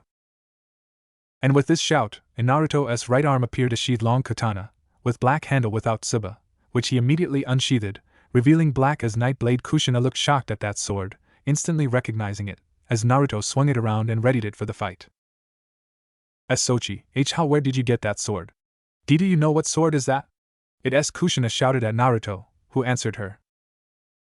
Zangetsu, the relic of Uzumaki clan and the sword of one of its founders, Masamune Senju. It was passed down to each head of the clan throughout generations, a symbol of true master of Uzumaki clan, with its last user being my grandfather, Shingen Uzumaki. The tiger of Yuzu. Kushina flinched at the mention of her father's name. You may claim that Menma is the head of Uzumaki clan in Konoha, but the true leader of Uzumaki is the one who holds this sword, and you know it, Uzumaki Kushina, and with this blade, I will uphold Uzumaki's and Senju's most sacred tenet. Stand by your family and protect it with your life, for it shall stand by you and protect you in return. Naruto, if you don't stand back, I'll use my full power to bring you down and beat you into your senses. Jiraiya warned him as he took his position. I knew that Sarutobi-sensei shouldn't have allowed you so many freedoms. You were always the weaker one of the twins, to fall under QB's influence like that. Sochi, it must be QB blinding you. Dante listened to its words. It had corrupted and blinded Mito-bachan with its words, all just so it could gain control over its Jinchuriki, pretending to be a friend to its host. But I did not fall for it, nor did Menma, and I know you can be free of it too. Just come with us. Kushina tried to reason with her son in hopes of getting her family back, but instead she saw how Naruto's chakra started to become white, and his hair was starting to move upwards. Enough talk with you two this time, I'll be serious, so prepare yourselves, for this is my full power. The white aura around his body began to intensify, and it looked like his hair was starting to become silver or white. Senju hidden jutsu, Migan no. Just as Naruto was ready to unleash his fullest power, suddenly in front of him, Kushina and Jiraiya appeared. A massive wall made of the pink crystals, blocking the passage for both sides to engage. Naruto understood what this meant and discharged, channeling his chakra, as he turned to his right, as did Jiraiya and Kushina, seeing 9 persons walking towards them. As the wall of crystals dispelled between them, in front of the group walked Tsunade Senju, the 5th Hokage, and a very angered woman. At the moment, followed by her student Shizen, holding Tanten in her hands, while flanked from left and right by Kurenai, Hinata, Shino, Anko Mitarashi and Yuzuki Yugao, whom Naruto knew from times in Konoha, while the 2 that stood right at Tsunade's sides were also known and close to him, but he met them during his time as Ronin. The first one was a beautiful young woman in a green kimono with a white flower on its left side. She had black eyes and dark ashen-colored hair, tied up in a similar to Anko tail, but with 2 bangs on her sides of head. She once was Orochimaru's most deadly assassin and one of his most prized lieutenants, until 5 years ago she ran into one Naruto Uzumaki during his time in Mizu, where he managed to open up her eyes on Orochimaru and practically save her from under his thumb after staying with him and helping him in ending the bloody civil war. She and another one of former Orochimaru's pets went to Konoha, to begin a new life as Tsunade's personal guard and advisor against Orochimaru. Her name is Guren, the holder of near-extinct Shutan, the crystal release. At Tsunade's left stood a young girl dressed in a dark red sleeveless dress, showing off her impressive figurine and reaching behind to her tailbone, while her flat stomach was open, with black shorts and black sandals. With a swirl symbol on her back, she had vibrant red long slightly spiky hair and red pupilless eyes. With glasses put on, she was someone whom Naruto found by sheer luck and possibly even providence, as she was one of the survivors of his mother's clan, Uzumaki, and a pure blood. No less saving her from clutches of Orochimaru and showing her a way to become strong on her own, she embraced her new life in Konoha as the new apprentice of Tsunade Senju, as well as self-taught strongest sensor in Leaf and one of the top sealing experts in Hai no Kuni. Karen Uzumaki, a very distant cousin to Naruto Uzumaki and one of his most loyal and closest friends, alongside Guren, and one of the few Uzumaki that Naruto can count as his family. Seeing this entire group, Naruto couldn't help but smirk, as he sealed back his sword and put back his katanas, while Jiraiya and Kushina paled at the look of Tsunade and her honor guard, alongside with Kurenai, Hinata and Shino. Tsunade quickly accessed the situation and the status of Konoha as shinobi in here. Scowling in rage at what must be transpired here, without hesitation she summoned up Katsuyu and spoke up. Katsuyu, divide and get to everyone who is injured here and begin treating their wounds and injuries. Karen, Shizen, Hinata, I want you two to heal everyone who isn't dead. Tsunade immediate ordered around without hesitation. At once, Lady Tsunade. Katsuyu immediately went into division, as the said kunoichi went to do their duties, whilst 5th Hokage turned to face the only standing members of this group. Tsunade, look, we see can explain this all. Look, there is Naruto. Alive and kicking, and hurting all of us here by being. Jiraiya had already turned off his sage mode, with both frogs going back to their home, when Tsunade had delivered a powerful punch in his gut, nearly destroying his stomach. Jiraiya, do you take me for a fucking idiot? Not only did you, Kushina, Kakashi and all others go behind my back with this unsanctioned mission, but you even dared to defy the direct orders of your Hokage and not engaging Hanzo Hattori, at all costs. Tsunade picked Jiraiya by one hand and threw him onto the ground, before stomping onto his manhood, nearly destroying his balls, and Dante even tried to tell me what had gone down here. Shino, Kurenai and Hinata already informed about you effectively being ready to force Naruto back into village, without my knowledge or orders. He was well within his rights to defend himself here and his family too, so as far as I see it, this was an unsanctioned mission with you, Kushina and other senior jonin, with everyone else here suffering for it. Karen, what's the status?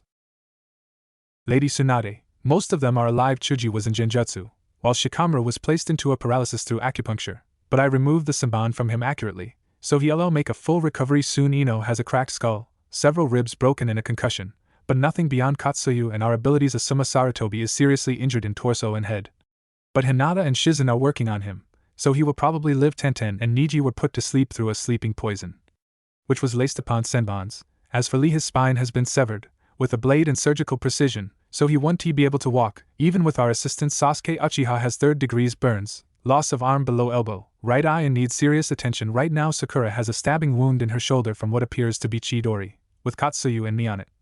While Kakashi is missing a Sharingan, and had his nervous system shut down. The only key is Akiba Inuzuka and his Niken.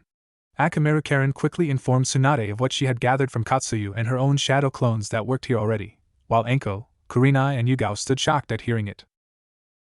Holy fucking Kamigaki, certainly didn't he mess around, but to take down all of them alone. Naruto, just how strong did my little brother get without his sis? Enko thought to herself, looking at a new look of her surrogate brother. Damn, he was cute when he was little and blonde, but now though I'll miss the whiskers, the black suits him damn well. Hell, he's grown into one hot damn walking lady killing machine right there. Enko admitted to herself with a healthy blush upon her face.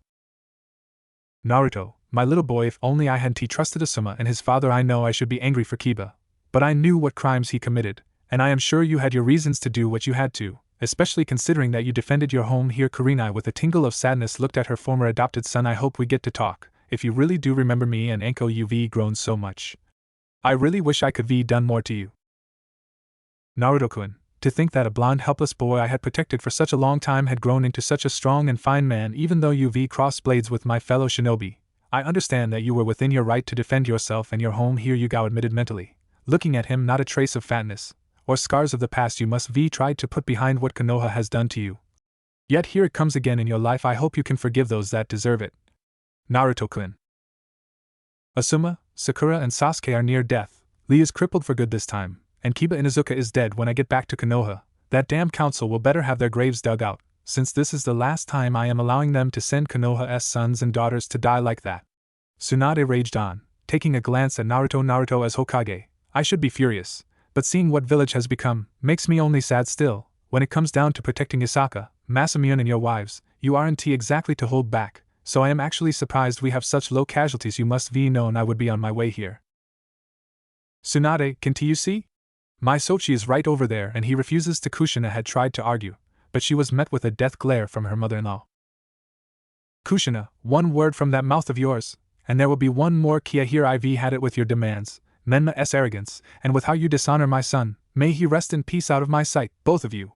I'll deal with you later. Tsunade ordered them both, while she moved closer to Naruto, her features relaxing a little bit. Were you expecting me to arrive? Yup, which is why I had my shadow clones to overwrite the barrier, Naruto explained, relaxing himself, letting his anger go away. Well, the cat is out of the bag now, Ka-chan, and all it took just shy and kind Hinata to blurt it out, after seeing my chakra. Just my luck. Hey, try and live with my luck, then tell me how it feels. Tsunade and Naruto shared a laugh at this one. How are Yasaka-chan and Masamune-kun? Are they healthy? Nothing is wrong. Do they have enough of healthy food? And Tsunade immediately went into her bachan mode, as Matatabi and Naruto like to call it. Yes, they are fine and well. Kara-chan makes sure that they eat only the healthiest and freshest of foods and vegetables. She takes it more seriously than the loving ramen. Naruto saw a smile appear on Tsunade's face. They are sleeping for now, but would you like to stay for the night? They will be happy to see you, and Yasaka especially has been missing her bachan. We don't have enough room for all out here, but should have enough space for you, Kurinai, Enko, Karen and Girin, but others. They'll manage, don't worry, Naruto, and yeah, I'll stay for the night. Tsunade agreed. In fact, there is something I would like to discuss with you and your wives, Naruto-kun. I remember the deal and my promise I have made to you all those years ago, but there is no sugarcoating something like that. I take it you have some kind of mission for me, Ka-chan? Naruto asked of her. Yeah, and not just any kind of mission, Sochi. Tsunade said to him with a breath. I need you to come back to Konoha with me to save it.